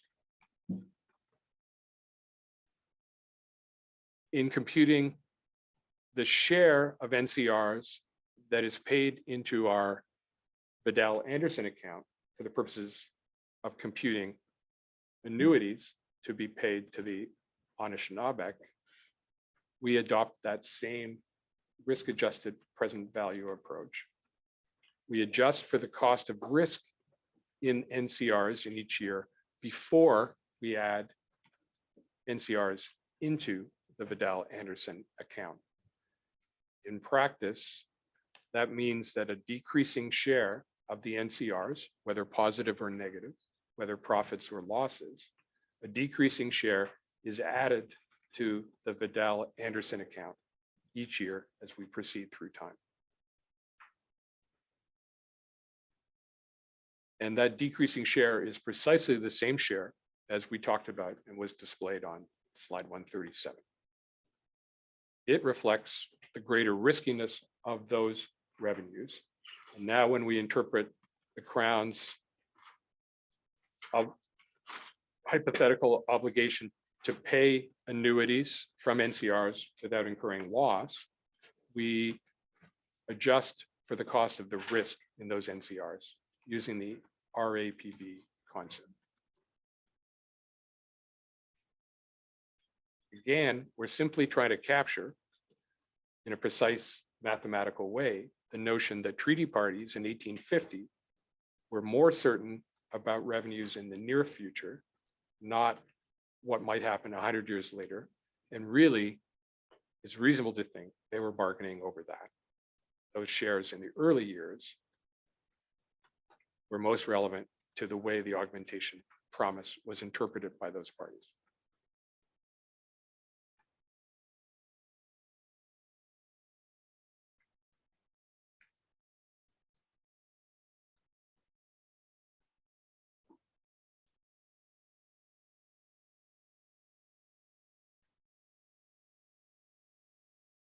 And this idea, it's reasonable to think that they were bargaining over the near future, however one defines that, whether it's 1 decade or 5 decades. Is that a general economic principle? Or, I mean, presumably you don't do that many cases, about 170 years of promises, but is that some economic principle that about future anticipated or future expected gains or losses that one is bargaining about first part of that time period?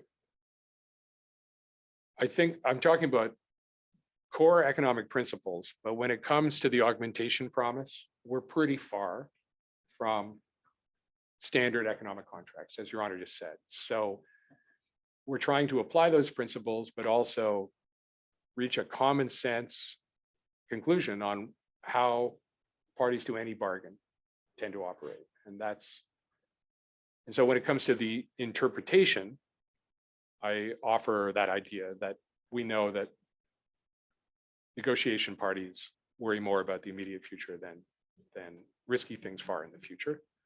When it comes to the mathematics, though, we're simply adopting the risk-adjusted present value concept. We're using that to determine the amount that's shared into the Vidal Anderson account. Your Honor asked, whether there are broader economic principles behind that, or other analogies from economic contracts. I think there are some cases in which you can think that one party to a contract is getting a higher share in the immediate future and a lower share thereafter. Really, every bond contract that has a schedule of repayment for a series of years has that nature. Higher payments to the contracting party out of profits in the early years and the later years. But that analogy doesn't really inform the way we do these calculations. Thank you. So to conclude on this slide, where are we at? We've done the calculation the way described. And so now we're adding 100% of NCRs into the Vidal Anderson account, but only after adjusting for the risk that the Crown bore using the RAPV concept. The blue curve therefore shows you the specific percentage year by year of NCRs that are fed into the account. When we add up the Vidal Anderson annuities constructed in that way, using that declining share over time, we get, as before, a stream of nominal annuities that would hypothetically have been paid. We then convert that to 2020 present value in the same way as before at long-term Government of Canada rates. And we arrive at a sum now of 387 million as the present value of those hypothetical annuities based on the risk-adjusted model. I'll remind everyone that we said that the risk-adjusted NCRs themselves were 169 million. So the value of the annuities payable under that model is still higher than the risk-adjusted value of the NCRs. They're now a comparable magnitude. We're no longer talking about hundreds of millions or nearly $1 billion paid in augmented annuities versus a loss of minus 4.6 billion. We're now talking about two numbers of a similar magnitude, 387 million paid to annuitants versus 169 reasonably expected to be gained by the Crown. So we regard them as roughly comparable and then therefore roughly consistent with their requirement to pay annuities in a way that the Crown would not incur a loss. Let me see if I get that. The now comparable magnitude being the 387 million payable versus the one, or the 380. Sorry, where do I find those numbers again? The bottom of slide 138, you're on. The present value of annuities payable compared to the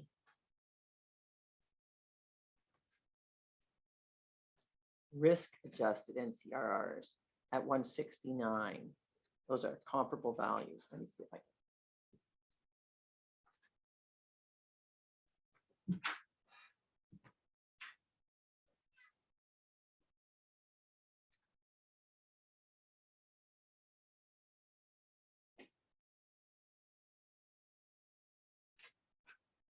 Oh, you're saying in this last bullet, 100% the risk adjusted.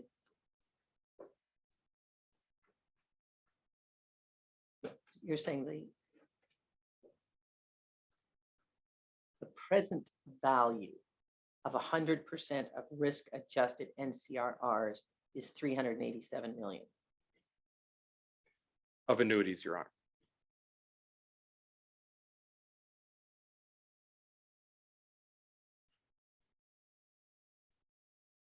Of annuities payable. under the roughly, augmentation. roughly comparable to. Where's the 169 come from? That's That's your nominal value? corresponding risk-adjusted present value of the actual NCRs. So So 387 is risk adjusted nominal.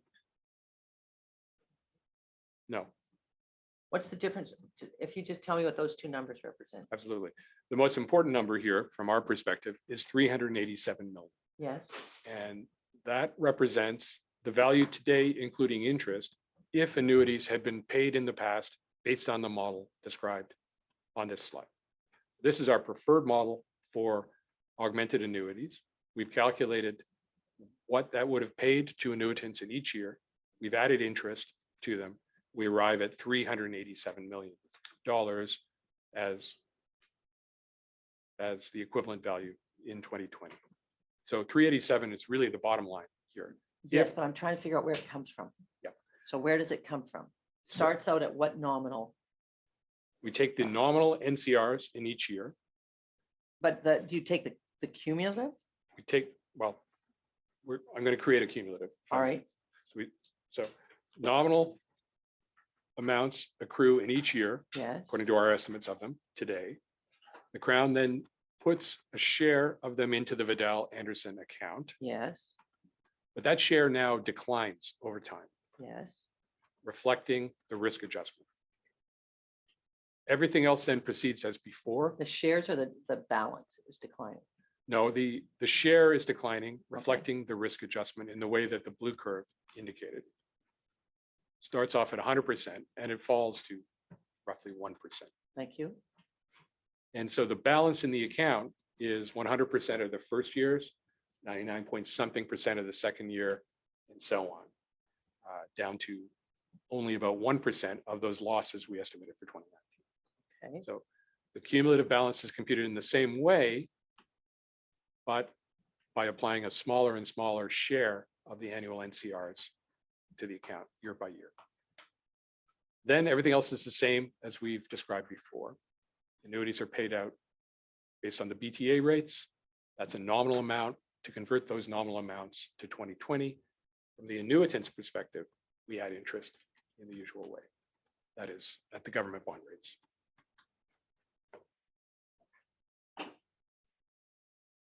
And the sum, that's the 387. yes, Your Honor. Okay, The sub-bullet, the very last bullet on the slide, simply says, look, for the perspective of this case, what we know today about NCRs, and indeed what the Crown could have expected in 1850, 387 million is pretty similar to the amount that we think the Crown, the value the Crown would have put on future NCRs, which we estimated at 169 million.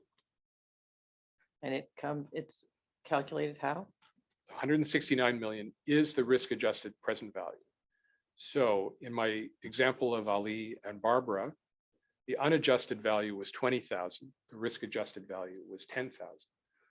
In this case, however, because of the losses, what risk adjustment does is convert the minus 4.6 billion into positive 169 million. But the parallel remains to the Ali Barbara example.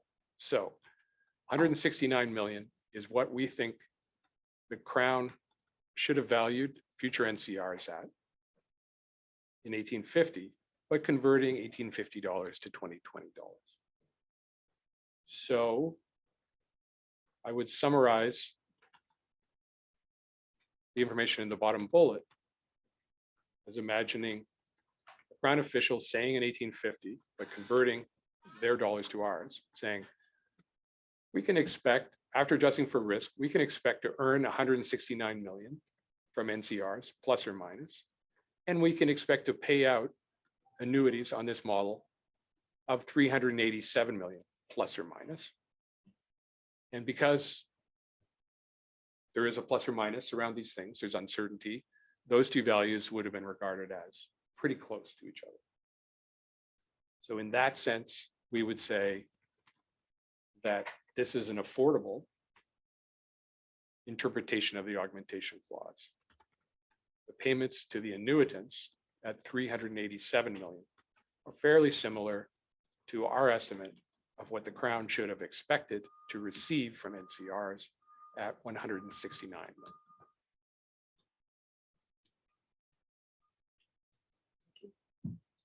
And how does the $302 million paid relate to the $387 million? I know we're going to come to that later, but just roughly. Generally. 302 million is our estimate of what was actually paid in annuities to the RST annuitants, including interest at the government bond rates.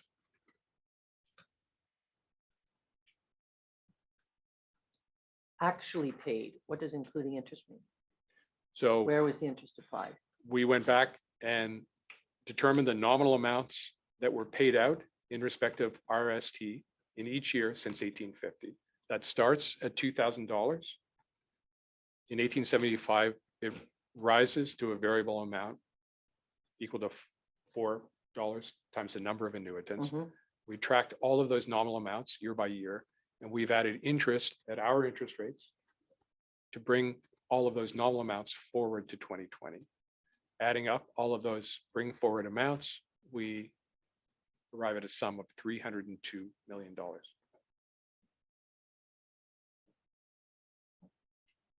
So there's no interest in it. There is, in the process of converting nominal amounts to present value amounts, Oh. we're adding compound interest. And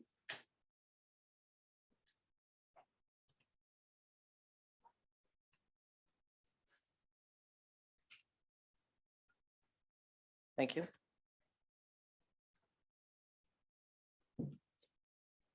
All right, we'll return, Your Honor, to this $387 million point briefly in a while. The next section I would like the professor to address is entitled Implications for Crown Allocation. And I will suggest off the top that this is really a mathematical section of evidence. This is counsel asking for some math to be done that we were not competent to do. And the legal significance of this will be something for you to determine in the fullness of time and will likely be addressed for the most part, if not entirely, through closing submissions. So can you start out with that again? You say Sure. plaintiff's counsel asked you to do something? that No, You're not No, comfortable? us counsel, Oh, because we can't do it. You wouldn't want us to do but who these. asked you to do it? I did, we Oh. did.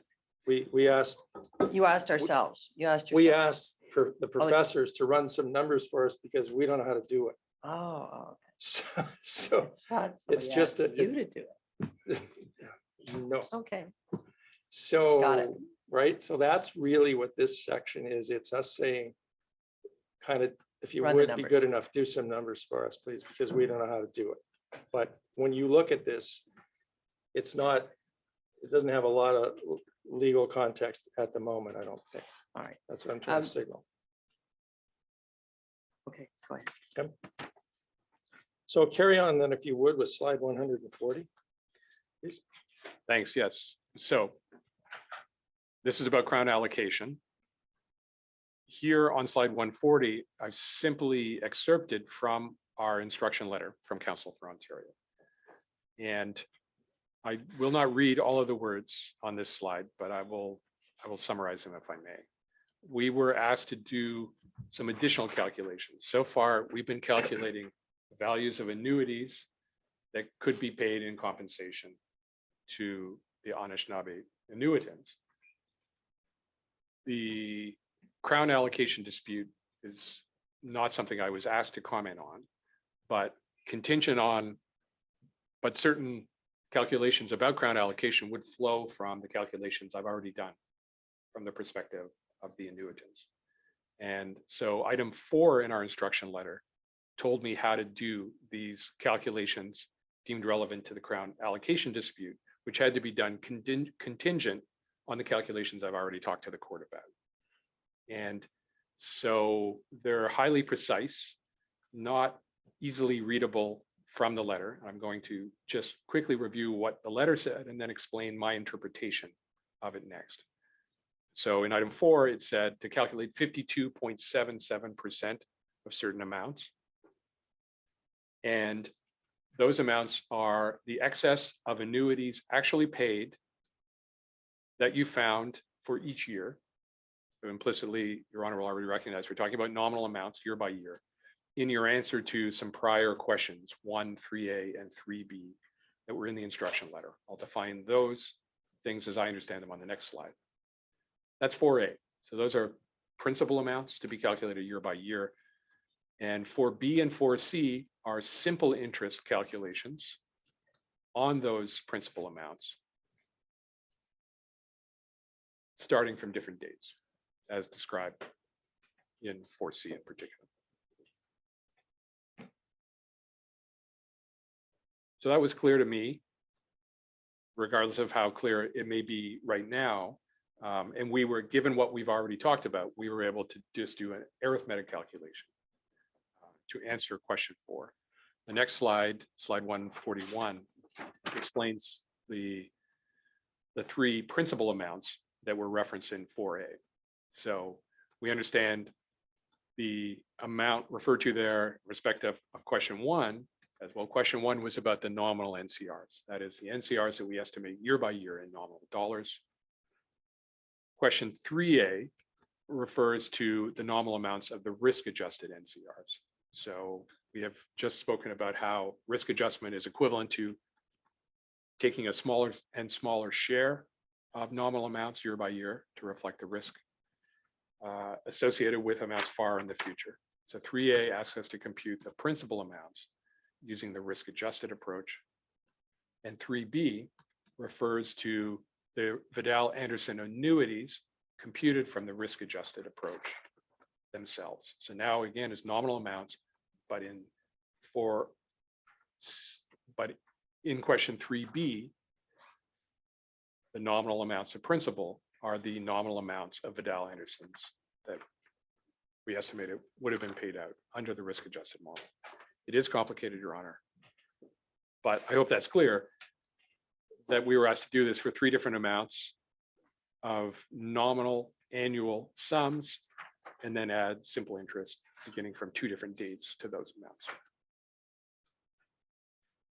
The second bullet on this slide just notes that these issues from a Crown allocation perspective, to the extent that I understand them, it's different than what we did from an Anishinaabe annuitant perspective. When we talk about the annuitants and compensation payable to them, we always add compound interest at government bond rates. For item 4, question 4, council asked us to add simple interest at a 5% rate. We've done that, but it has no implications for anything I've talked about so far.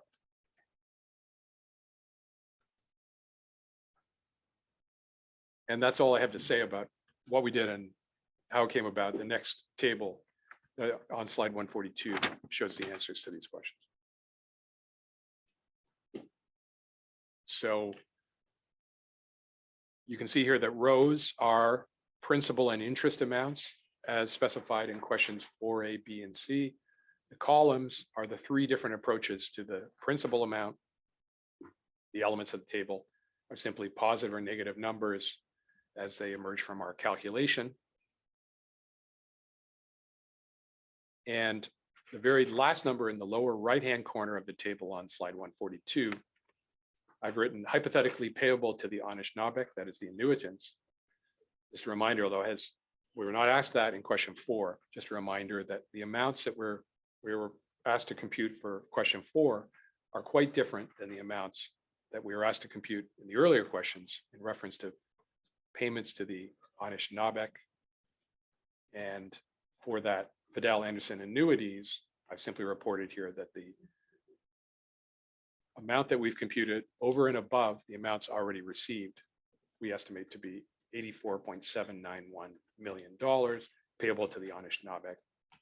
Again, the distinction being compound interest payable to the Anishinaabe, whereas question 4 asks us to use simple interest.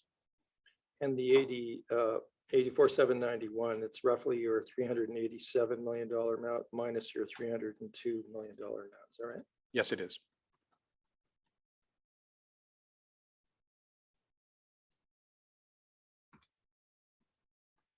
So you say the big difference in these huge amounts is that simple interest versus compound interest. Yes.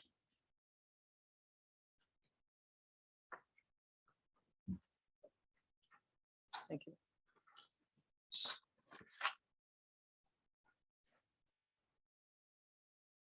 Next, in section 8, you have a conclusion section, and this includes, I think, delineating your preferred opinion on where all of this lands. Professor, could you take us through that, please? Starting on slide 144. Yes, thank you. So there's nothing new in this section. I think it's common for economists, particularly in technical subjects, to say it all again at the end, but I'll try to be brief.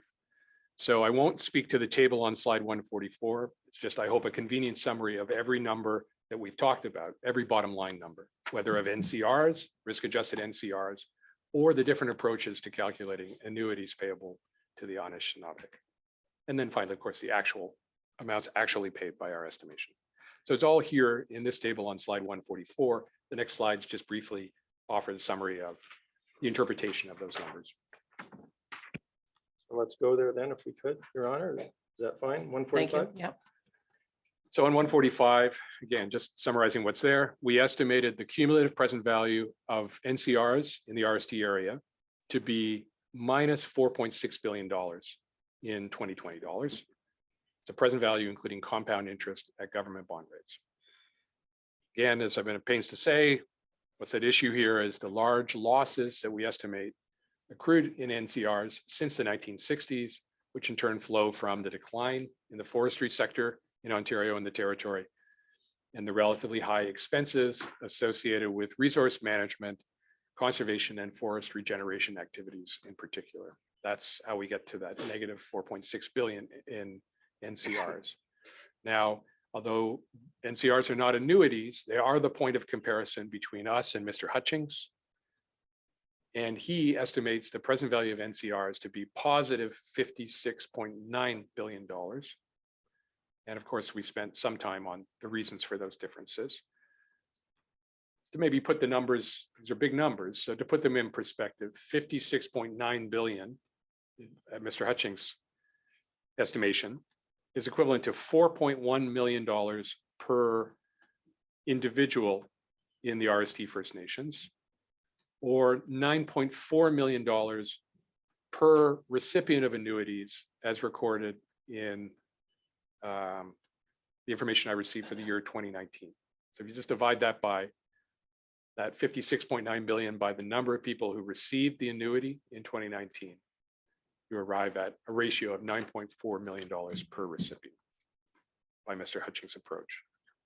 Now, that's NCRs. Our approach to annuities and compensation is based on what we call the Vidal-Anderson approach, the method proposed, we think, in the Vidal-Anderson report. And we did those calculations in different ways, reflecting different sharing rules.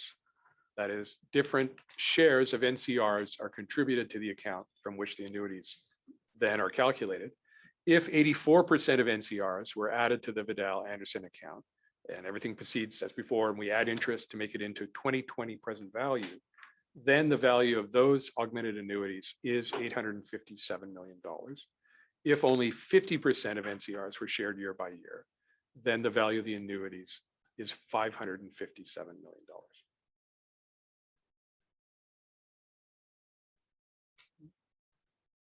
Slide 146, I will be talking about risk-adjusted sharing.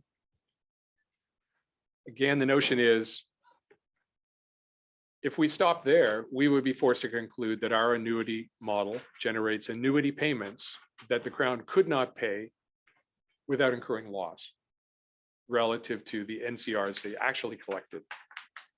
We now know with the benefit of hindsight. So we presented instead an alternative approach to risk-adjusted present value. The notion here is that we're attempting to estimate the value of NCRs that could have been expected by the Crown in 1850, and then converting that 1850 amount into a 2020 equivalent by adding interest. That's risk-adjusted present value of NCRs. Now, when we proceed in that way, we're saying, well, the Crown bore that risk.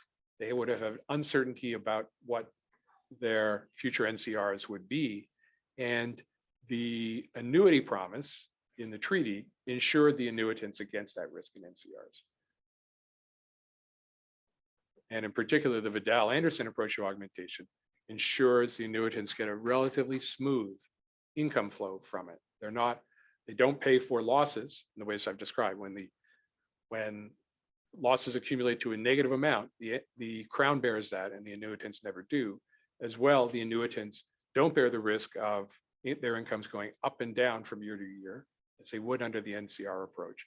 Instead, the Vidal-Anderson approach, our approach, is something that generates a relatively smooth stream of augmented annuities that don't change sharply from year to year, but they do eventually fall back to the minimum of $2,000 after enough losses have accumulated. So that's that approach. And proceeding in that way, we think it's reasonable that the Crown would then share 100% of NCRs into the Vidal-Anderson account, but only after deducting the cost of risk that they were bearing themselves.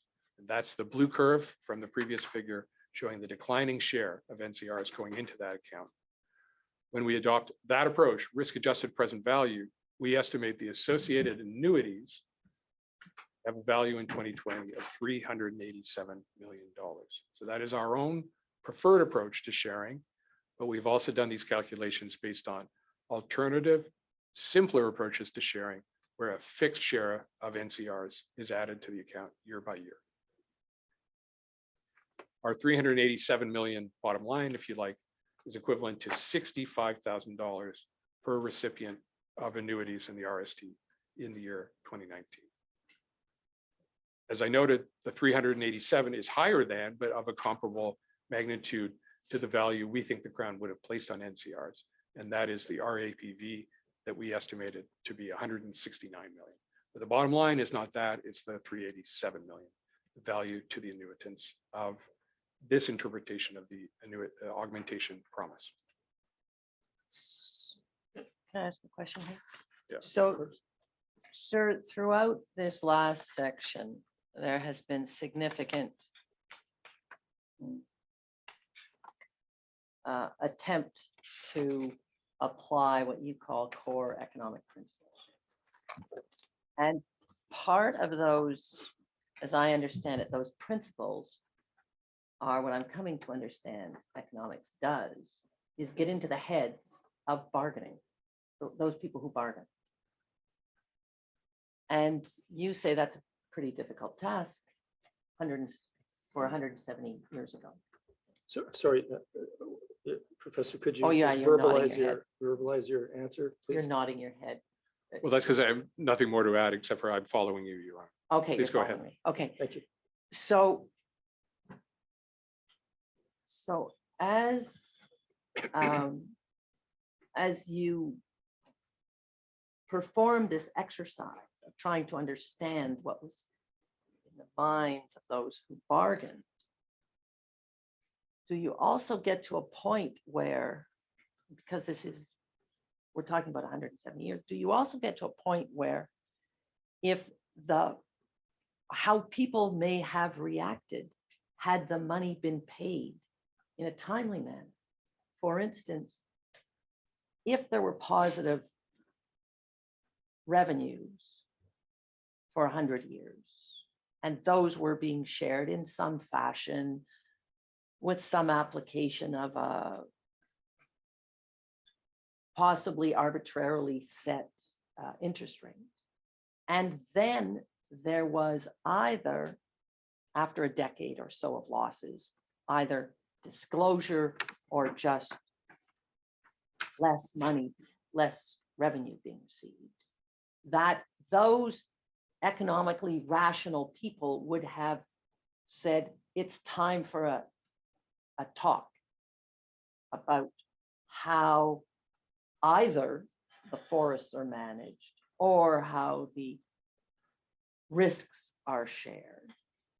But possibly after decades of losses, might not those who were due to have received 100 years of positive revenues said, we're not prepared to risk those revenues for this? Do those kinds of thoughts enter the economist's mind as you look at a 170-year continuum? Yes, Your Honor. Economists do try to imagine the bargaining process and model it and predict what outcomes would flow from it. It's very difficult. I'm adopting a very simple model of bargaining, which simply is predicated on the idea no one would ever be willing to pay more to acquire an asset during a bargain than the value that they place on that asset. So everything I've done is just to try to determine what value the Crown should have placed on this asset, which was future NCRs. And then I think it's reasonable to say, well, the Crown would have been able, they would have been willing to pay some amount up to that. So it's a pretty simple model of the way in which bargains happen, but it's what I think is sometimes called a conservative approach in this matter. We imagine that the Crown gives away all of the value as they perceive value to be from 1850. So I think from an 1850 perspective, it's a conservative approach to my task. It's a fairly liberal interpretation of what the Crown would have done. And we know in practice, the Crown might have driven a harder bargain, might have negotiated harder and had tried to extract more value for itself. I'm not doing that in my interpretation. I'm simply saying, what value should the Crown have placed on this opportunity to earn these NCRs? And let's imagine that augmentation was based on that valuation. Now, contracts do get negotiated. We can imagine that a contract, if there had been a more explicit description of what augmentation required, or there had been subsequent negotiations to clarify what augmentation meant, then that could have been renegotiated at subsequent dates. I regard that as an even more fraught exercise for an economist today to know how that renegotiation would have been done. In particular, there's no part of our instructions that required us to think about, was the Crown making the right decisions in its resource management strategies or in its revenue policies? Isn't one way to start asking yourself those questions is to consider that the Crown, if the Crown was thinking in any way, the way you have sketched out this calculation, couldn't they have been thinking starting in 1960 and 1970, well, we've got this massive debt or debit in our account vis-a-vis the Anishinaabe. So the decisions we make going forward, they only stand to our benefit. We reduce that debt. We can make decisions that seem expensive now, perhaps, but they reduce our payments in the future. That would be an economic rationally approach, wouldn't it? Well, we can imagine those debates happening if the Crown and the annuitants have been placed in that position to have those discussions in the past. I agree with you. Or the Crown amongst itself is what I'm saying. Well, Because there were no discussions as generally as we understand it. History. I don't want to speculate about what there may or may not have been, but in our understanding so far, there was a bargain made in 1850, and then there's a court case. That's all we know. But I'm saying if the Crown is looking, if the Crown had 100 years of revenues that would have created a liability to pay annuities, that was on the books somewhere. I'm not saying it was, but if it were on the books and obvious, wouldn't it be economically rational to think that might have been in their consideration when they made decisions about how much they were going to spend or how they were going to manage. Because decisions going forward that did create losses, as your numbers suggest, one might have said those losses can be offset against a debt that we have owing. Wouldn't that be an economically rational way to proceed? I'm actually now a little uncertain. Those So losses you have could be, you have 100 years of gains. Those gains create a liability. Now you start to have losses. And you have to figure out, how do I manage, what should we do about those? What is the proper way to manage that? Those are big losses to sustain. We're not sharing them. We are absorbing those losses. But are those losses helping us with our liability with respect to annuities? well, yes, Your Honor, in our approach, those losses beginning in the 1960s do, to use your language, they do help with the obligation to pay annuities under our approach to the Anishinaabe, in the sense that there's positive capital in the account in, say, 1960, which is generating a positive payment of augmented annuities to the annuitants.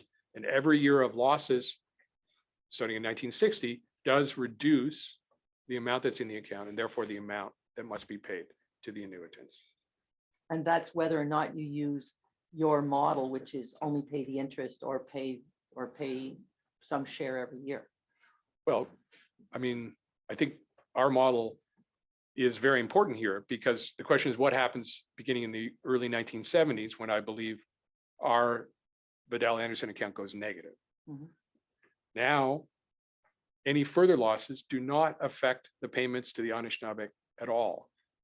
And I regard that as not only an accurate description of how this would have been done if this account had been set up, but it's just the right thing to do. So the Anishinaabe are not asked to contribute to cover the cumulative losses up to the year 2019. That being said, the losses that during the period where they were receiving augmented annuities, any years of losses did reduce the amount they received for Yes, those years. which is why I have struggled with your characterization that the Anishinaabe were not asked to contribute. They're absorbing that reduced balance in the account, which generates the interest, which you said they would have been paid annuities. But that's just the nature of present value. Mr. Hutchings' calculations too. If NCRs are large, then the annuitants receive a large amount of additional annuities under his approach. If NCRs are small, then they receive a small amount under his approach. It's exactly the same for us. But our approach is historically more accurate, economically more advantageous for all parties. And therefore, I think the key difference really is about what do you do when you recognize that there's cumulative losses from the RST. It's never reasonable to be making decisions around this account predicated on the idea that there will be additional positive cumulative NCRs, additional ability of the Crown to pay augmented annuities. What do you do at that point? Do you take those cumulative late year losses into account and say, well, we have to claw that back from the Anishinaabe now? We thought things were going well. We paid them a lot of amounts in the 1920s and 1940s and 1950s, but now we have to claw those amounts back from them. That's what the joint venture approach would suggest, in my opinion. That's what Mr. Hutchings talked about. It's not right. So our approach is better precisely because it recognizes that those losses are the Crown's problem and not the annuitant's problem. We can still imagine, as Your Honor suggested I do, we can speculate about, well, what would happen during those years in the 1960s if this account had existed? What if someone had said to the Crown, hey, you're accruing losses now year by year. The augmented annuities are getting smaller. How would people have responded during that period where those losses did have consequences for the annuitants in our model? Well, I imagine that those discussions would have played out in roughly the same way that, these different opinions of the economic experts are in this proceeding. Somebody would have said, you've got to raise your stumpage rates, you're earning losses, raise the stumpage rates. And someone else would have said, we're not able to do that. If we were to do that, we would just have less harvesting. That's not going to be a useful strategy for generating further NCRs. Someone might have said, well, you're spending too much on regeneration. That shouldn't come out of this account. And someone else would say, well, the amount we're spending on regeneration is really it's not to offset our revenues today, it's to offset the revenues that were collected in the past when those lands were harvested. And so we can speculate about how this would have played out in the past. I think our best evidence on how it would have played out is the way it's playing out today. There aren't easy At a answers. bargaining table instead of in a trial. If only. I just don't think there are easy answers to these questions.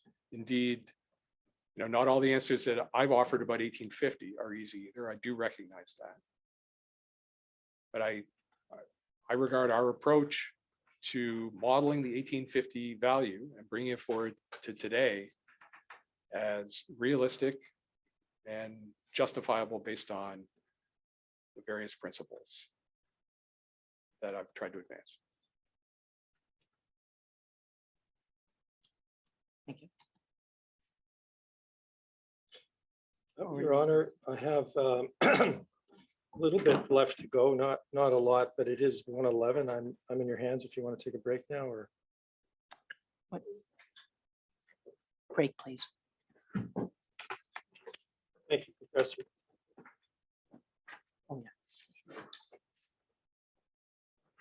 We're having going to have a change of staff at the front, and so we'll break till 2:30. Thank you.